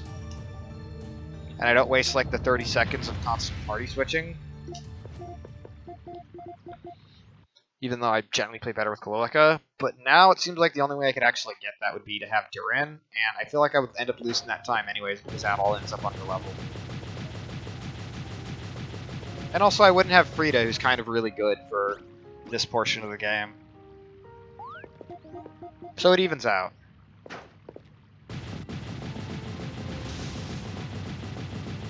I'll also point out, if the bid war wins, if Karna wins the bid war, then what I'm going to do is I'm going to have, or if Kalolika wins the bid war, I'm going to have her be one of my side party members the entire game.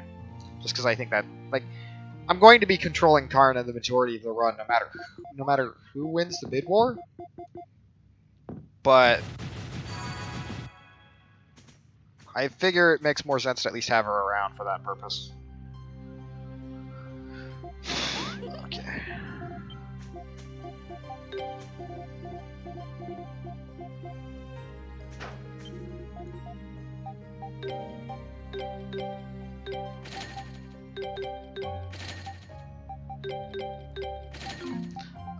Weapons, Sacred Mace, let's do this.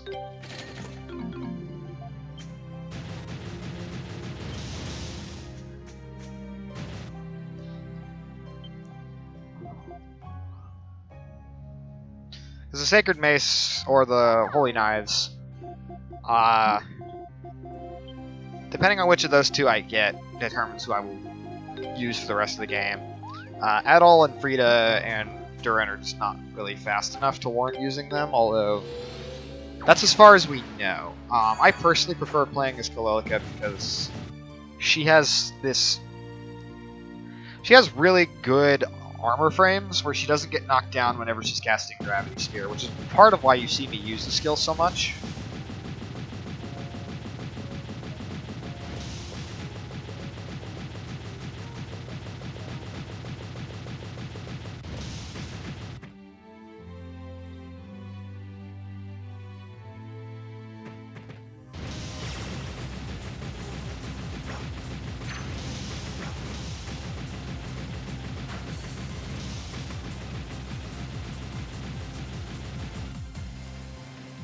So one of the things Tatata does differently for me, that I had followed suit in doing different from this current route, but have subsequently decided to change back to the way I used to do it, was there's 2 dungeons here, Lake Tolmas and Mount Vesuvio, which you can do in either order.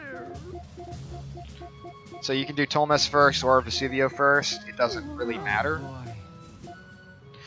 I opted to go with doing Vesuvio first because if you do Tolmas first, the fastest thing to actually do is to set up the warp point in front of Mount Vesuvio and then run all the way over to Lake Tolmas, which takes up like 30 seconds, and I don't think you lose that over the course of the run by doing Vesuvio first.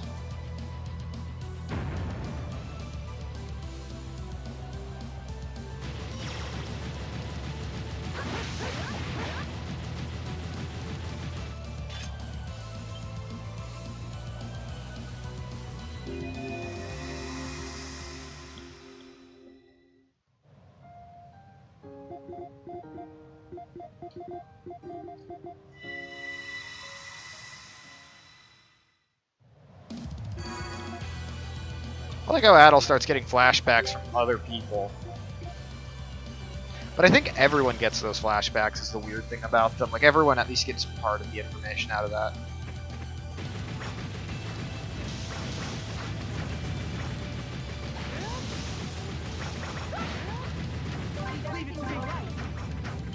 Alright, so I won't have to fight the enemies here.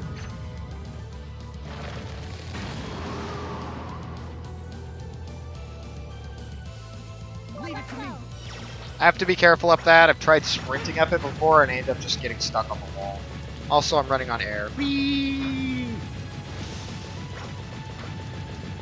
I swear, Karna's running animation actually looks really awkward.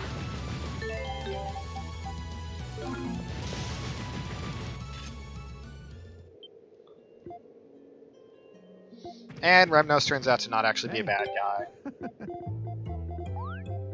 So he's here to help us out.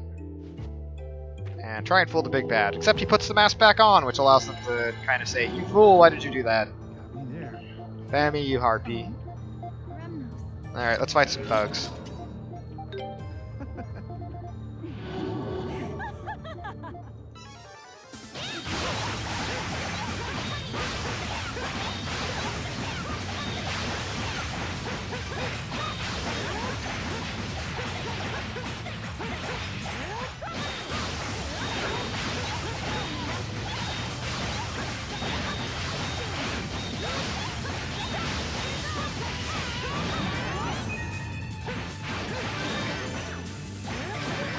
Okay, so I want on X Thunder Spheres.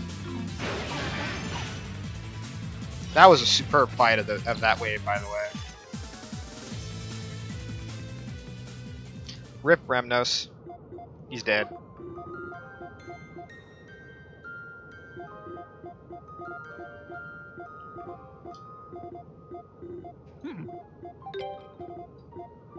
Rip in peace.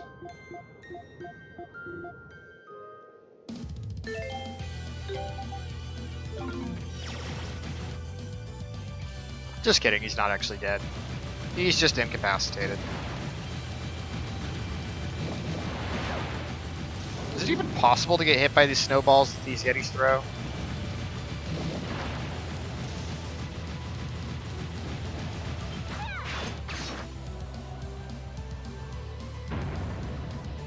So ordinarily, I probably would just play as Adol and sprint up this, because I don't think the 3 seconds it takes to menu are really worth the 10% speed bonus that Karna gives you. But because I have to knock that off anyways, I switch her into the party. And then when we get to Bomby, I'm going to switch her back out.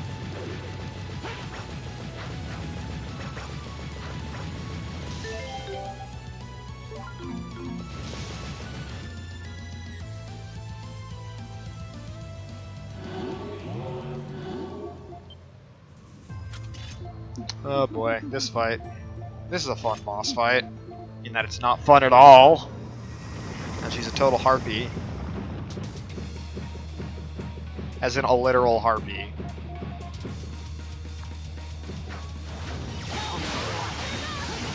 That missed.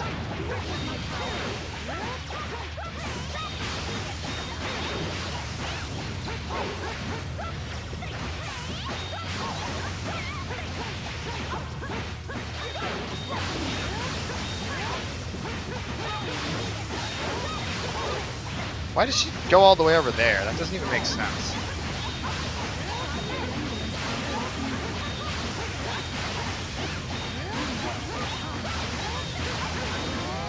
Stun impact now? What the hell?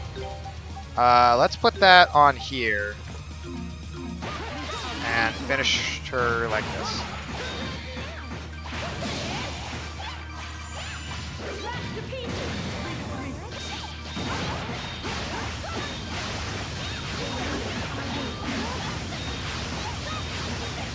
There we go. That was good. I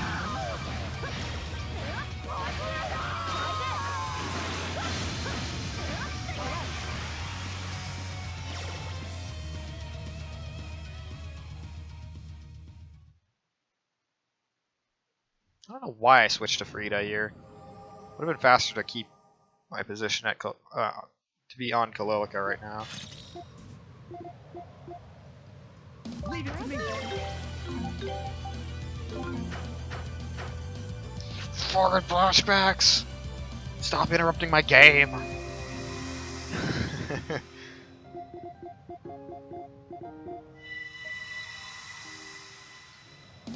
Alright.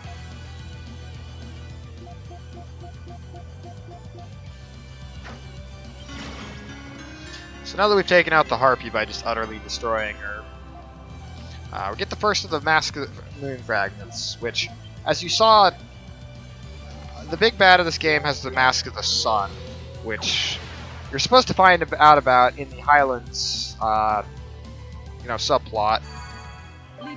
But since we skipped that entirely, you kind of don't really get a whole lot of context there.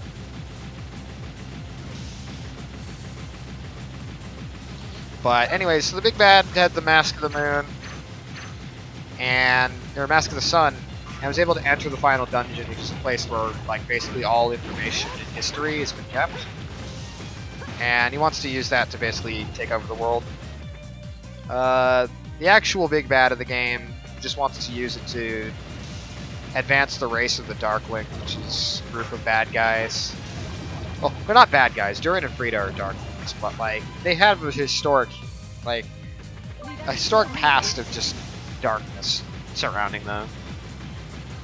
So, they got the Mask of the Sun, they were able to enter Iris, the final dungeon, which is where all the information is held. And so, we need a way to actually get into Iris, because we don't have the Mask of the Sun. So, we're gonna go and find the old fragments of the Mask of the Moon and repair those through some BS plot means. Remember, the original of this game came out a very, very long time ago. Like, this is a remake of East 4, which I think came out in, like, 93. When I say remake, it's a full-fledged reimagining, as in the story, characters, and presentation are massively different. It's basically a completely different game, but it uses a lot of the same plot elements and stuff from the original East 4.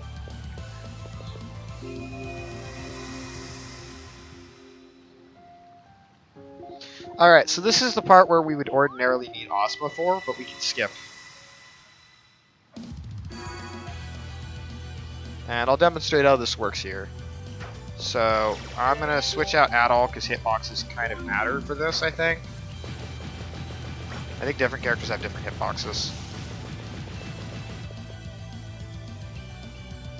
So I sprint here, and then I go into the water, and when I get into the water, I switch my character to Adol.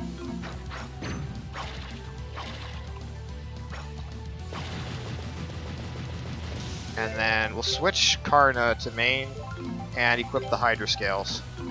So now we can clip under the map and get in here, which means I no longer need to have Kalilica or Karna, or Kalilica or Ozma for this dungeon.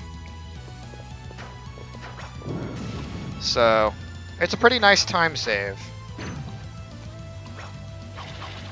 and it effectively prevents a soft lock.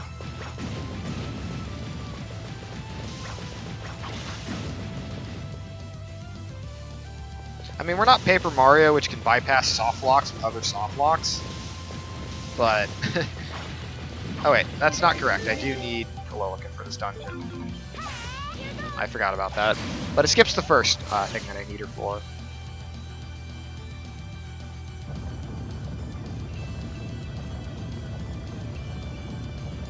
Probably should have switched her out instead of Koloika. Niji Bashira. Thank you for the good luck. Hello. Yes, we did finally find some out of bounds clips and glitches for this game. It's really only been the last week that we've actually found anything significantly useful. And if you're wondering why I have 10 minutes of time save on here, it's specifically because of that. So, in short, we didn't know that either.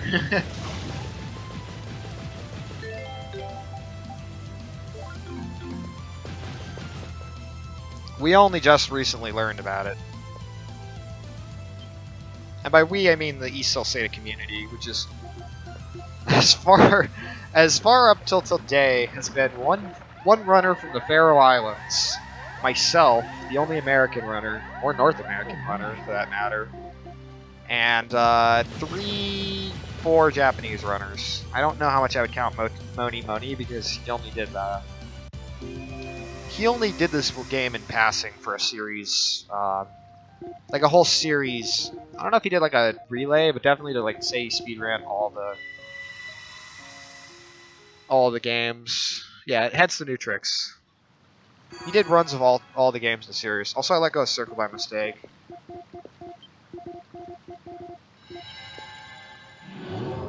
So Ozma's not actually in the party right now.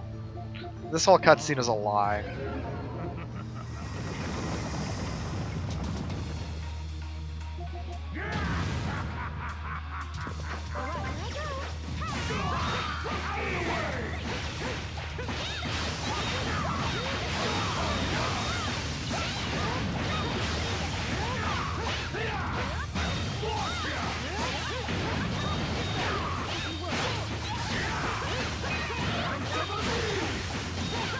I have to guard these, otherwise they just do stupid amounts of damage.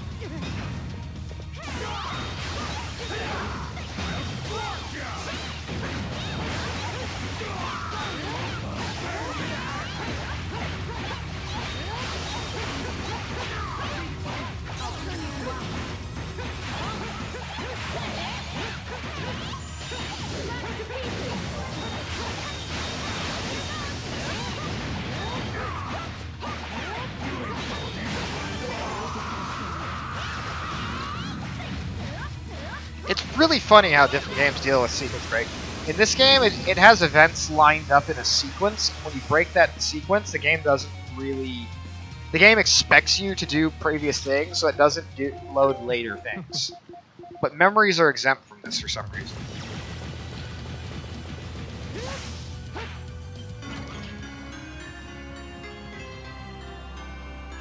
So by that, what I mean is... flashbacks from the memories will set the game to the correct flag, basically. Oh, nope, I want to go to Rhoda's Nest.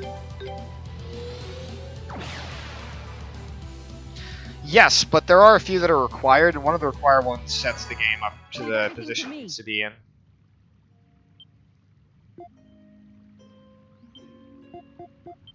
Hey.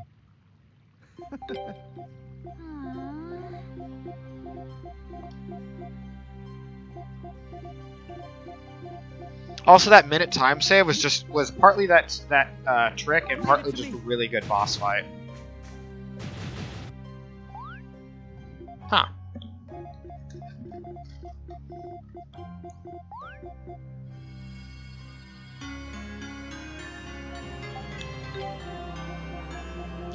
I often compare this game to Kingdom Hearts meets Tales of.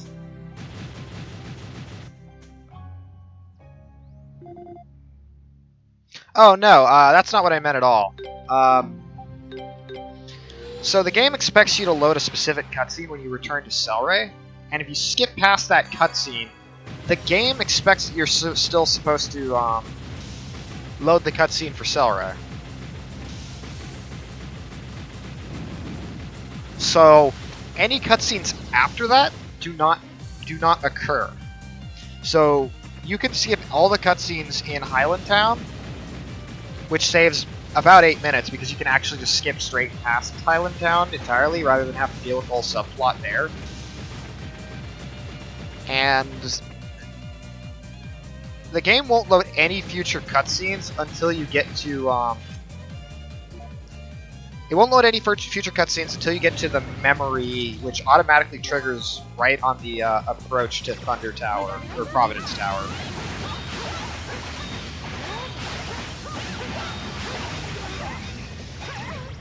This one's tough. My game. Down you go. So in other words, using your example,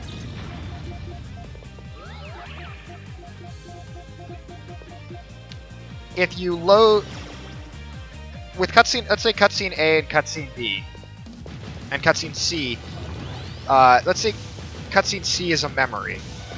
With cutscene A, if you skip cutscene A, the game still thinks you're supposed to load cutscene A, so it will not have cutscene B ready for you, essentially.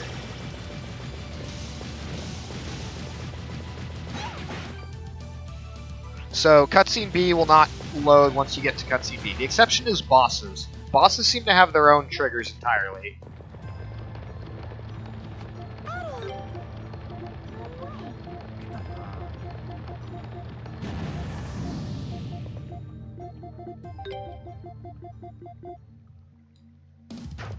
Leave everything to me. So I hate you, Lisa, and you can die in a fire. So what I'm doing here is I'm actually sprinting as Kalilica. Kalilica is the slowest running character in the game, but because of this actually works to my advantage because it keeps Lisa from getting too far behind me, and I get a better sense of how much farther I am than her. Which is important because if I get too far ahead of her, she stops, and it sucks. Escort missions in East need to stop forever. It's really interesting because we had no idea what was going to happen, and when it worked out exactly the way we wanted it to, we were stoked. By we, I mean me and TuxDev. TuxDev is going to be on my couch at RPG Limit Break. I wouldn't say he's not a runner of this game, but he is a fellow East speed runner.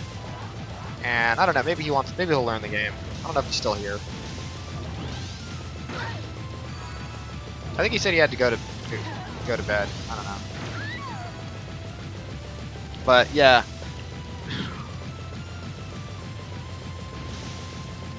Yeah, escort missions need to stop. There are decent ways of handling escort missions. Dead Rising 2 did it probably my favorite, in that the people you're escorting are A, almost invincible, and B, fairly competent. Now, the other thing with Dead Rising is not a speedrunnable series, honestly, but I can't really use speedrunner logic for that, but whatever.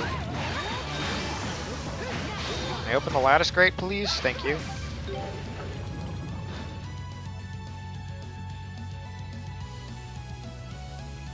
Leave it to me. Alright, dwarf bracelet.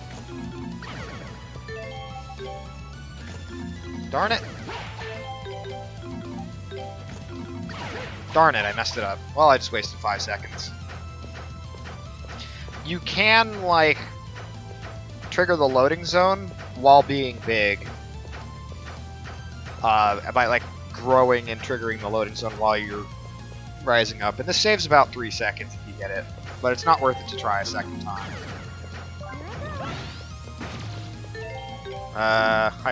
Gale shoes.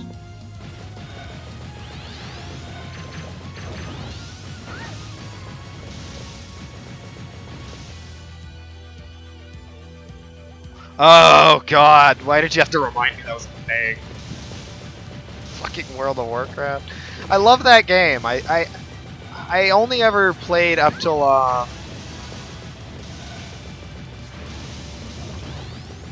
Cataclysm, I think, was the last expansion I ever played with, but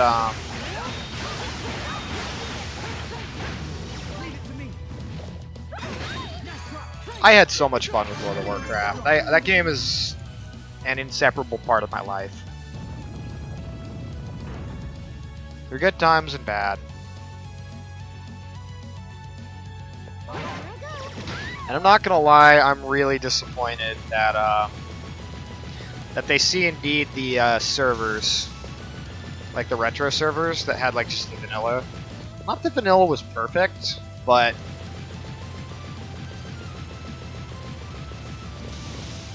you know, there are people out there who do enjoy that kind of stuff. Like, they wanted to play the game in a version that they most enjoyed. And I think instead of C&D'ing it and not taking anything from it, they should have done what RuneScape did and realized, hey, some people like the old version of the game. Maybe we should offer them, you know, maybe the ability to play the old version of the game, if they really want to do that again.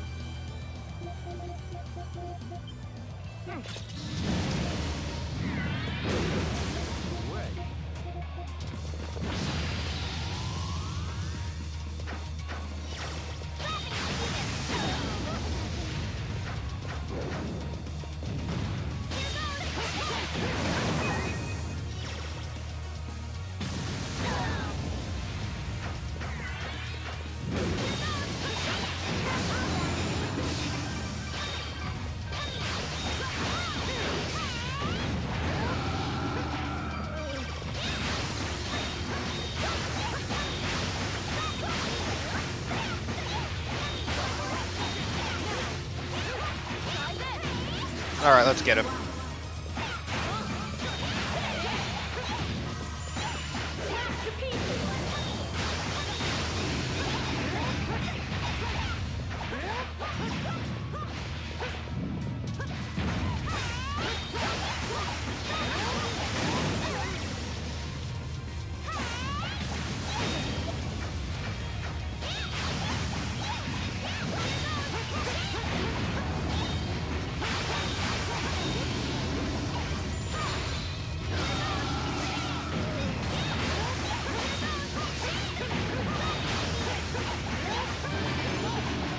Yo!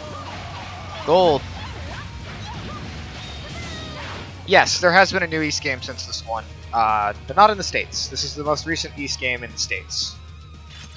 The new one is going to be East 8, which comes out this fall. Actually, I think it comes out this summer on Vita, and then it comes out later on PS4 and PC. Although that one's localized by Nipponichi Software America and not by XSEED. Which is fine, because East isn't really a heavy localization-based series.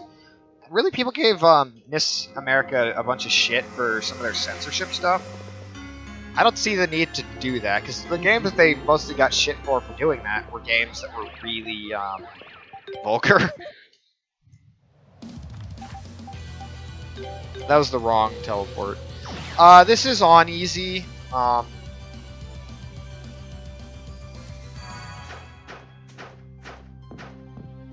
But it's not an easy run.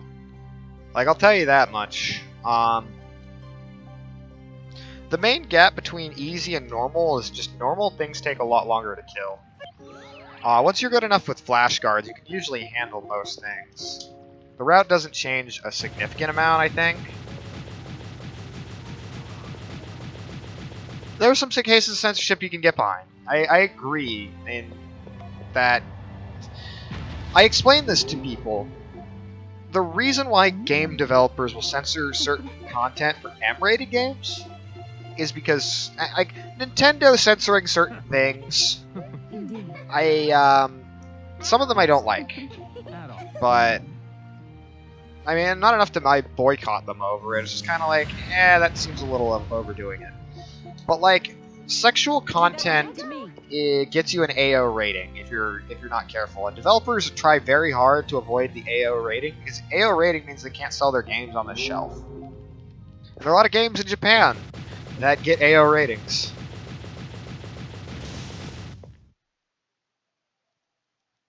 I love that hard rock myself, I agree. There aren't very many easy runs unless the game is Barney hide and seek.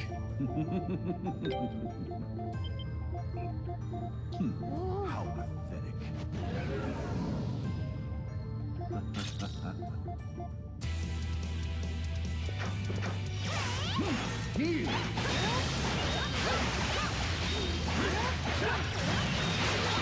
This has not been a good fight so far. I am not flash guarding in time, and I'm also missing my my initial SP thing.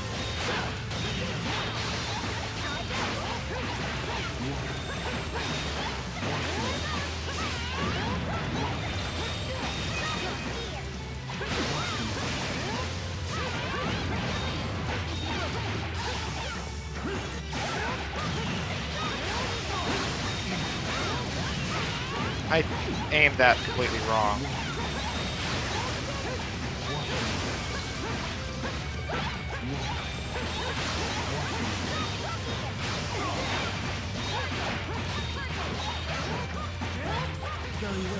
Behold.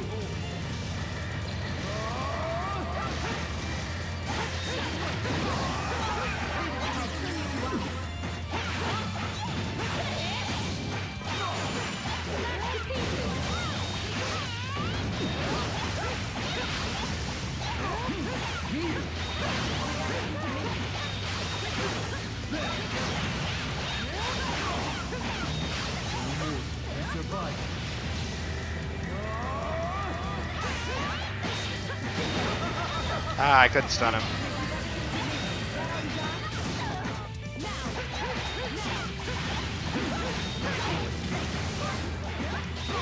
Why don't I have an LDL split? This fight seems to go so many different ways.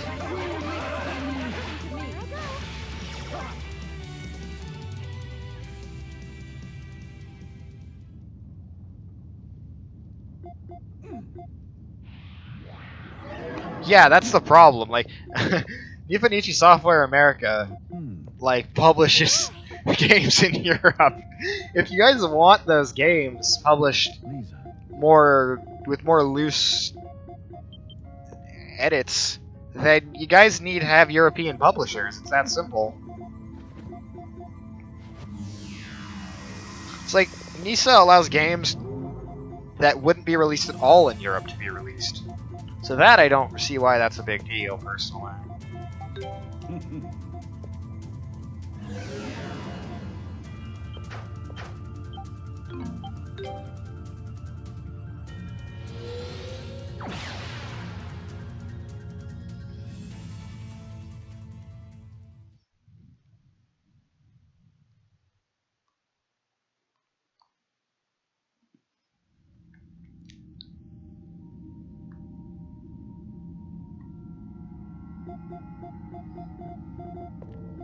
Alright, so I'm going to do something a little bit different for this. And by a little bit, I mean very different from what I usually do.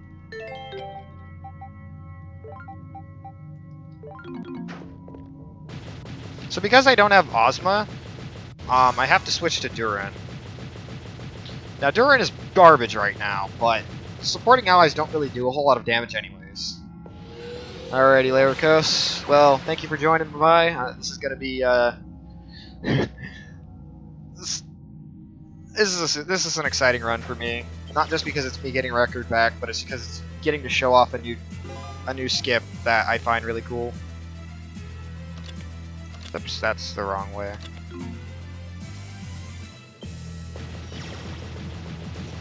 There's some parts of this run that even without the skips though would be really good. So you have a good night, Lyricos. Peace out, man. Get some sleep. Leave it to me.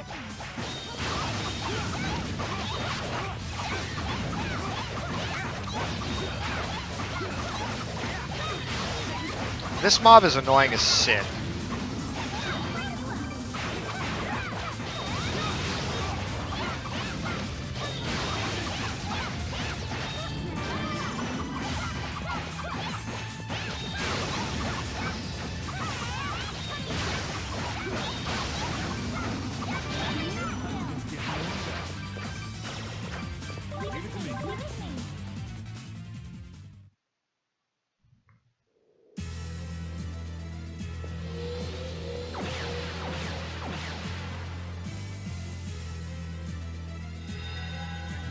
Hey, I'm Ghost in this channel.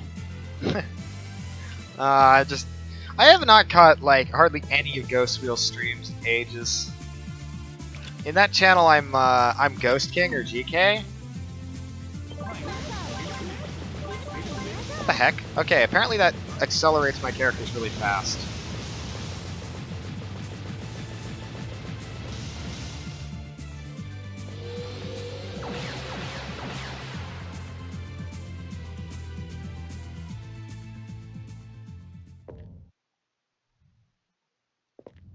Leave it to me.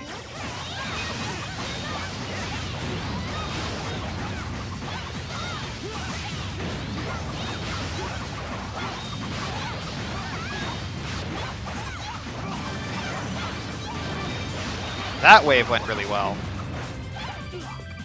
I might save a little bit of time here. Leave it to me.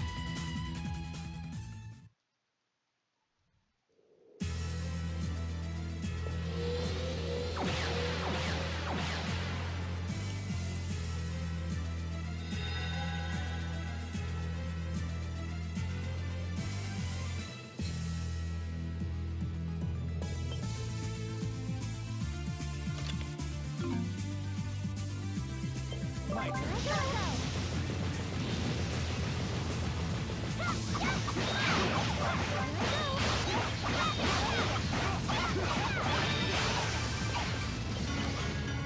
Ah, darn. I guess I'm not saving time. Oh well.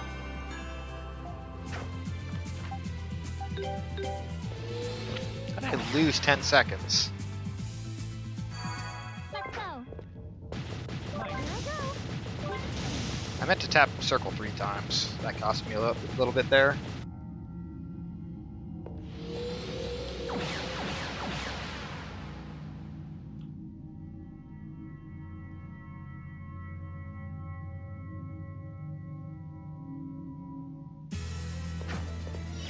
Let's go.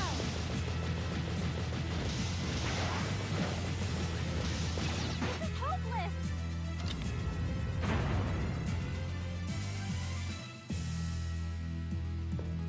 Here I go.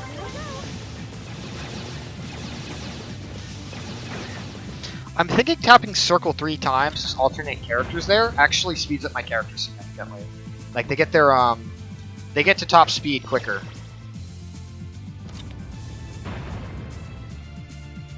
But I'm not sure about that. Leave it to me. Yeah, like she instantly accelerates to top speed here. I need to highlight this.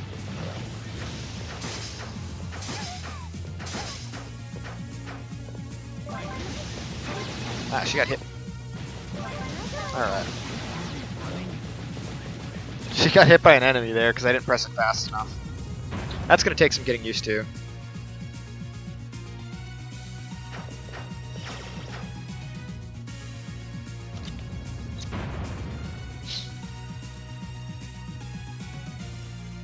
My turn. Fucking A.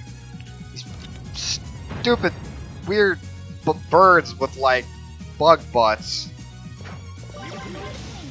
Like, keep hitting me with those stupid machine gun water jets. Yeah, I think if you switch characters enough, it hits their Leave it to me. max speed a little quicker.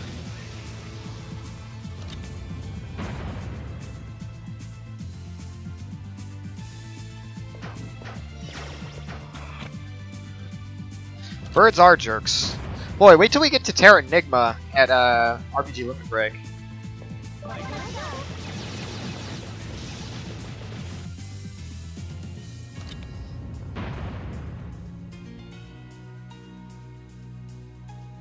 My turn.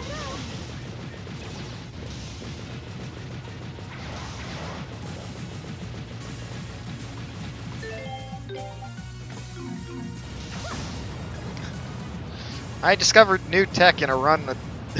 Well, I say I discovered, but I think Tux mentioned something about it yesterday, and I wasn't sure if that was what he was referring to.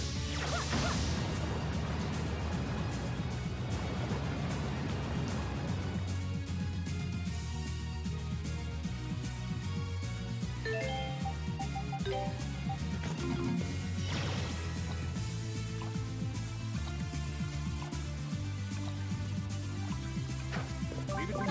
it to me. Yep, pretty much.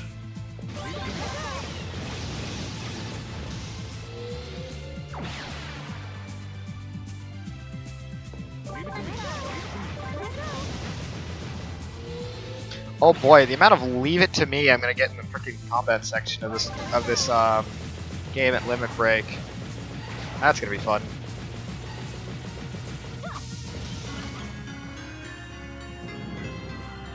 Okay, so start, equip her, equip him, take her out of the party, and him out of the party. Leave everything to me. Leave everything to me.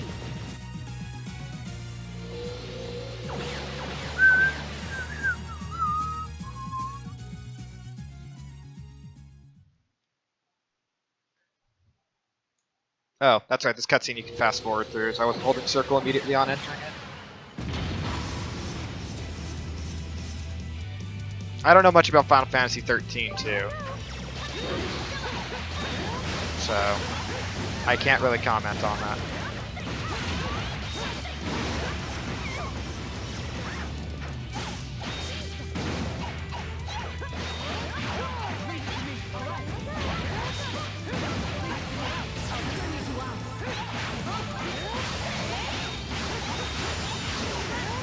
Ah, darn, I messed that up.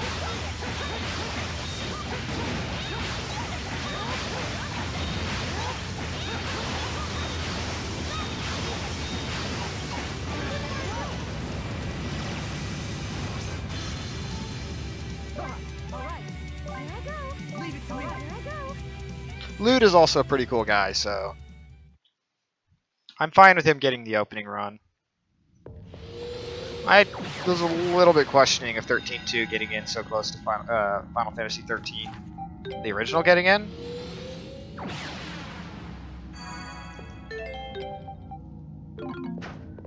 But the thing is, there isn't any run on RPG Limit Break schedule.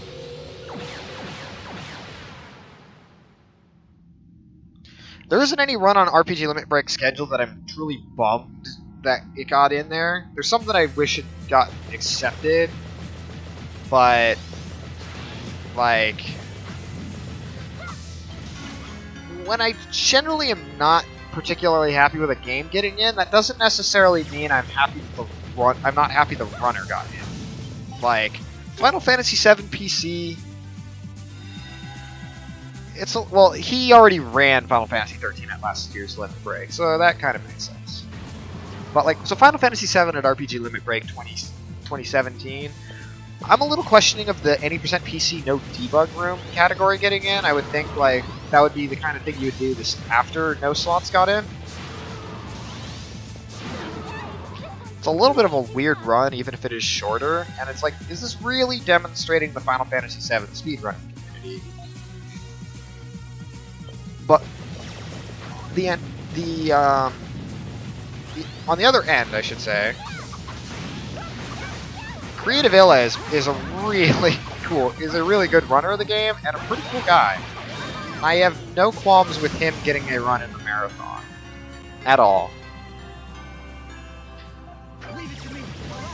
Like, I have no problem with him getting Final Fantasy VII, you know, any percent PC, no debug room. Also, I held up the wrong crest. Crap. I have no problem with that because Ely's a pretty cool guy. I say Ely. Like, he absolutely deserves a run that he's put that much work into.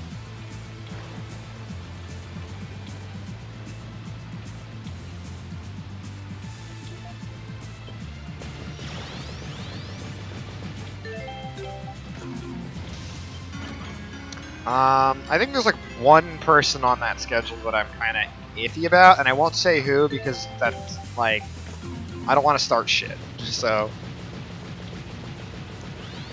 And I think that's for the best.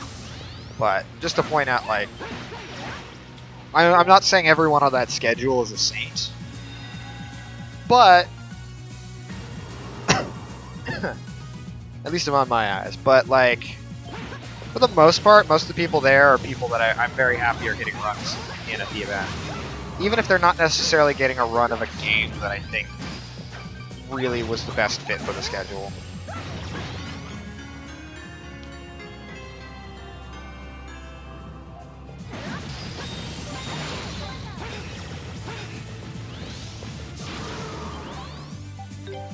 You know what I'm saying?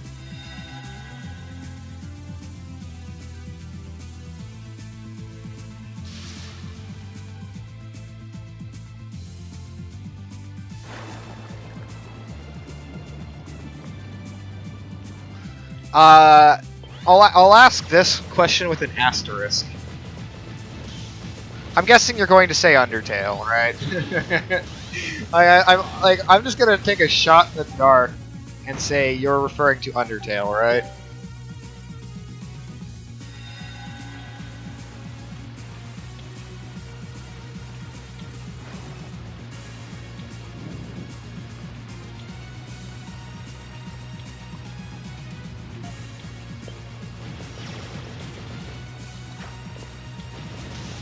Huh. 'Cause I know a lot of people will just say fuck Undertale. Okay, let me ask this question with an asterisk first. If it is because of the runner, just say it's because of the runner. If it is because of the game itself, feel free to say what that game is.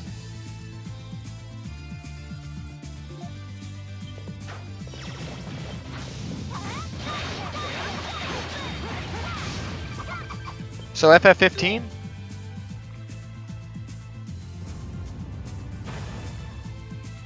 Hey, Key Paladin! Hello, RPG Limit Break hype.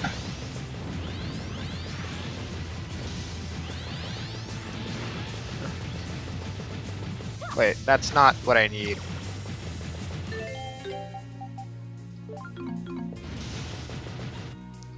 Yes, actually Final Fantasy 15 is on the backup list for RPG Limit Break, but runs at 5.5 hours estimate they never get in unless like something big drops.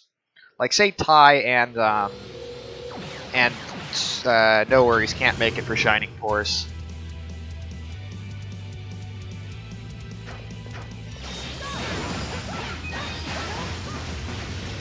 Like, that's what would put Final Fantasy 15 in.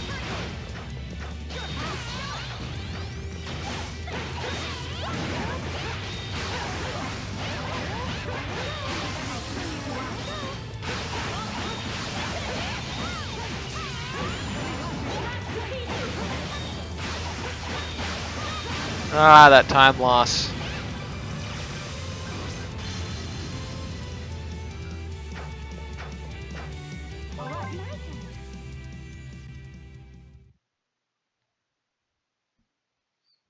Good morning, Wandering Mind.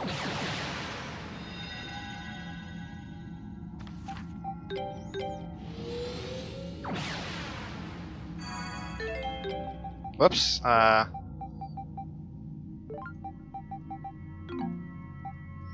That's the party I want. That took longer than it should have.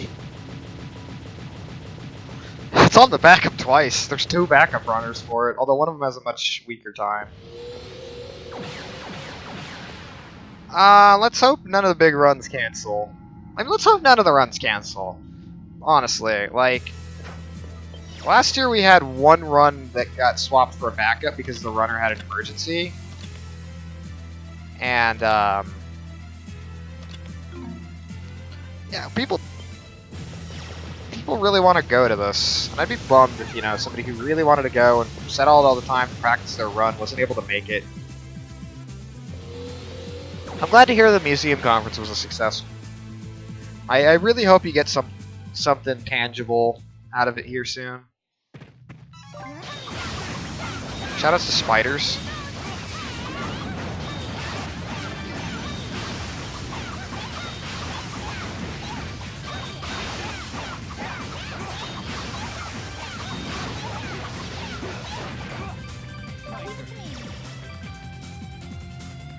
No, FF9 would take a lot to get canceled. It has 4 runners, dude.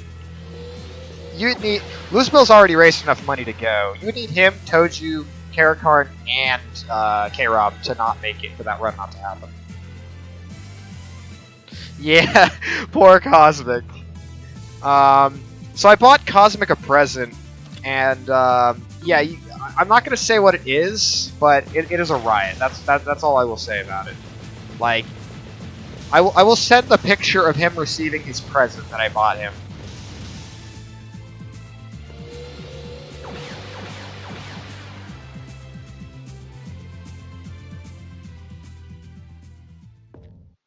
I didn't volunteer for tech, so I can't help you there.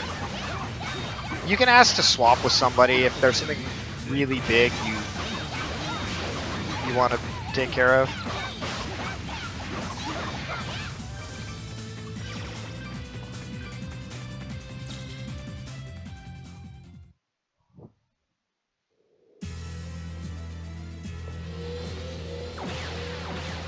No, fuck that. I ain't volunteering for tech.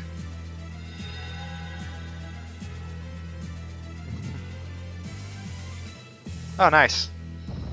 Yeah, the person hosting me at SCDQ is somebody I've never met, so I'm probably gonna meet with. I assume it's her, considering the account name is like Dark Chelsea, but that may just be the football team.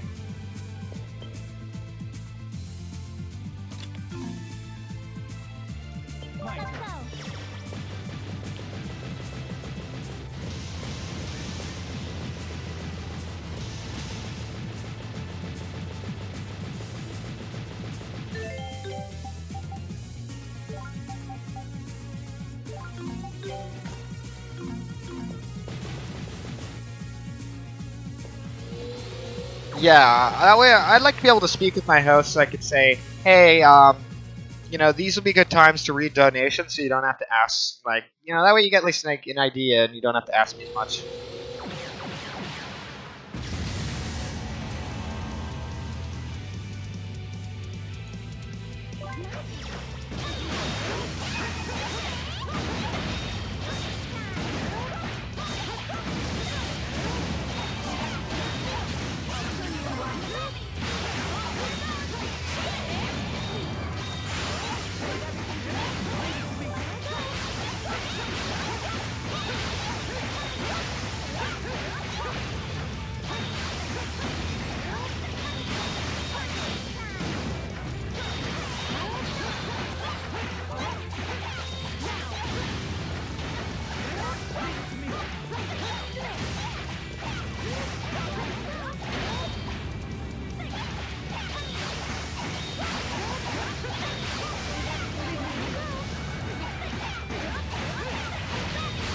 I lost a bunch of time. Yeah, Bob the Ninja Goldfish is an awesome dude. Leave it to me. I'm really glad he's going again this year.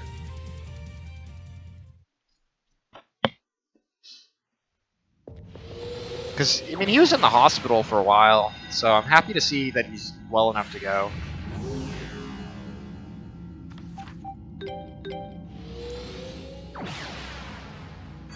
Leave everything to me. Solo Man, what's up? Came right in time for the world record.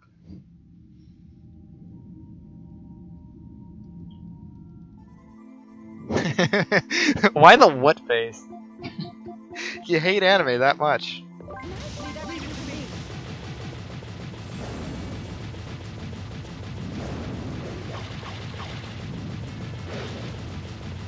So many waifus, holy crap, how many subs? How many channels are you subbed to, man?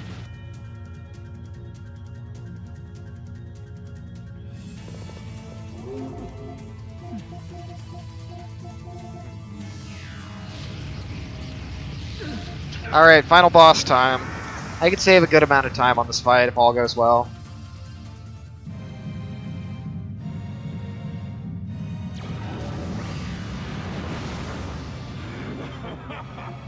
Add-on. Add-on. The spirits of the darkness will live on. Here I go. Okay, it's the Pierce one I want. That's what I want to go for.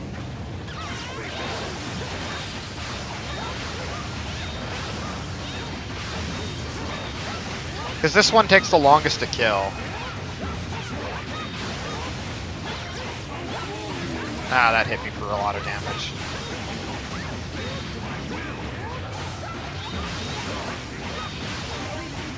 Adult does the most actually to this one. I forgot about that. Because he has the highest like base strength.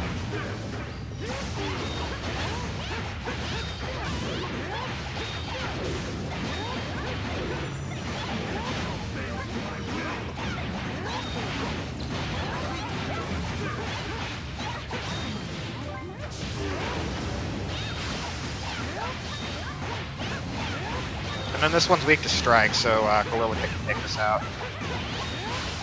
Alrighty.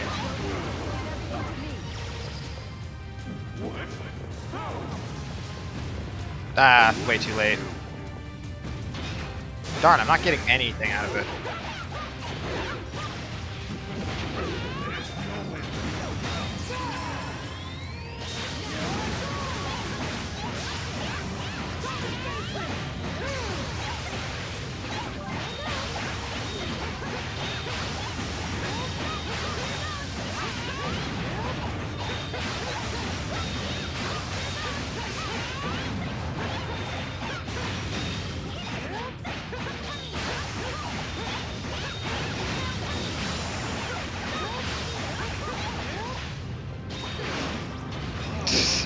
I love the easy difficulty sometimes. Oh wow, that's good RNG.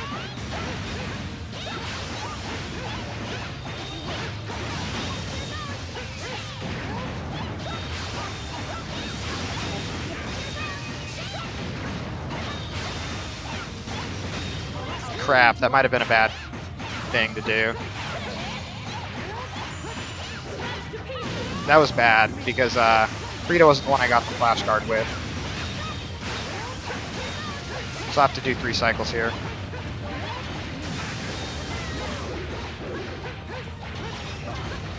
Ah, no, she's dead. Crap, I'm gonna have to finish this fight with somebody else.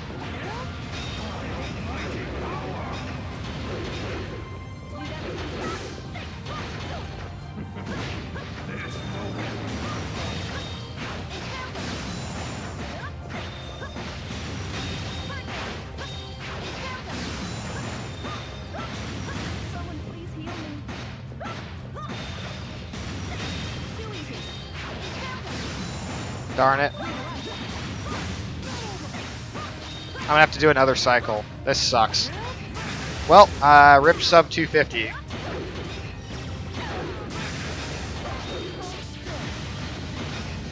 Alright, I'm just gonna play this safe and just guard the crap out of this guy right now.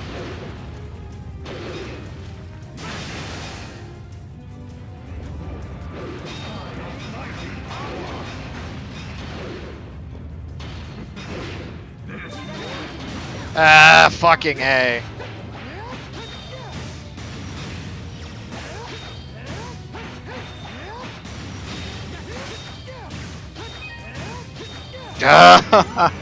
You motherfucker. Oh my god. You motherfucker. You wasted a minute of my time. Why? Darklings will live on. Also, Cali Bear is like the greatest freaking. I love that emote. It embodies everything about California. Like bear, sunglasses, and a little bit of smug. Leave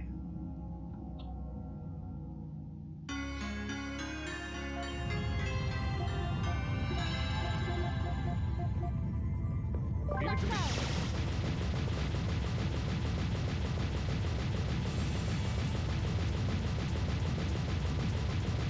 It is not an East game without Adol taking all the credit. You're kind of right. But he gets his own boss fight anyway, so.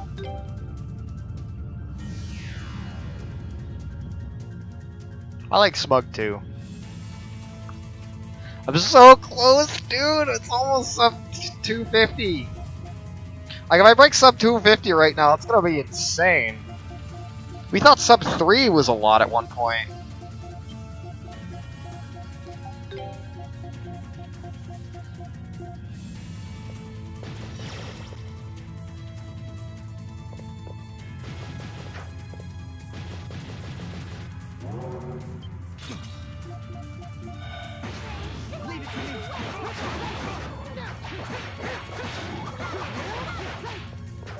Come on, hit him!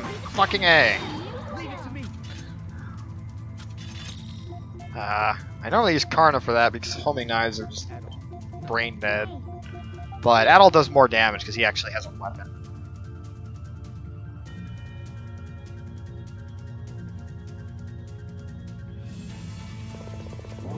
Alright, time to not screw this run. I really want to get that sub 250 right now. And I'm so close to choking it. Not that I can't PB if I do another run. This is the first run with the new skips. And there's definitely room for improvement. Namely, the final boss and the first hour has like 2 minutes of time saved. I'm so looking forward to seeing some of you guys at Limit Break. We're gonna destroy this game in front of I don't know how many people are gonna be watching. It's kind of a graveyard shift run, almost.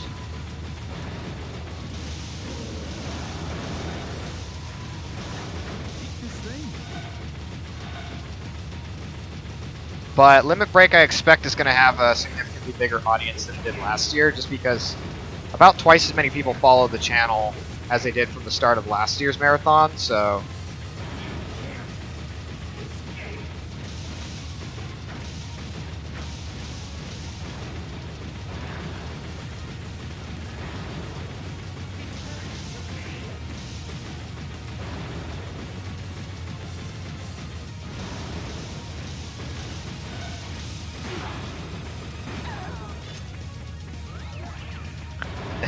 Hey, a lot of people bought this game. Probably in the 5 digits.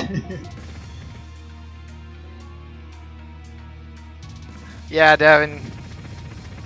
It's a shame you don't get to go, but I'll see you at SCDQ, so it's all good.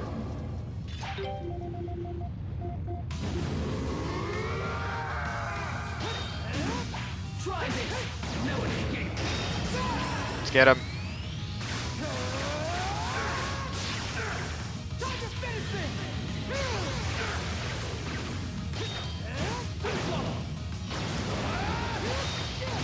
Ah, damn, he caught me with that.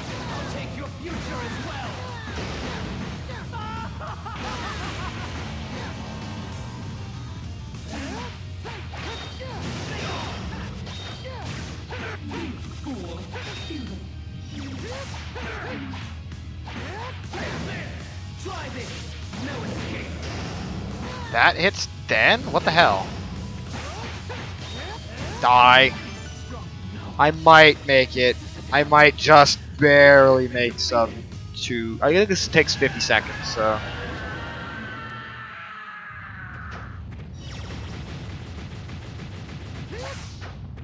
Alright, now we just have to see if we can do this.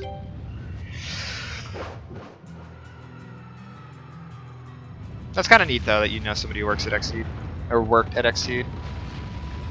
Okay, skip the cutscene. Saves like 9 seconds. Omerito! Arigato! Thank you, Ravi-san.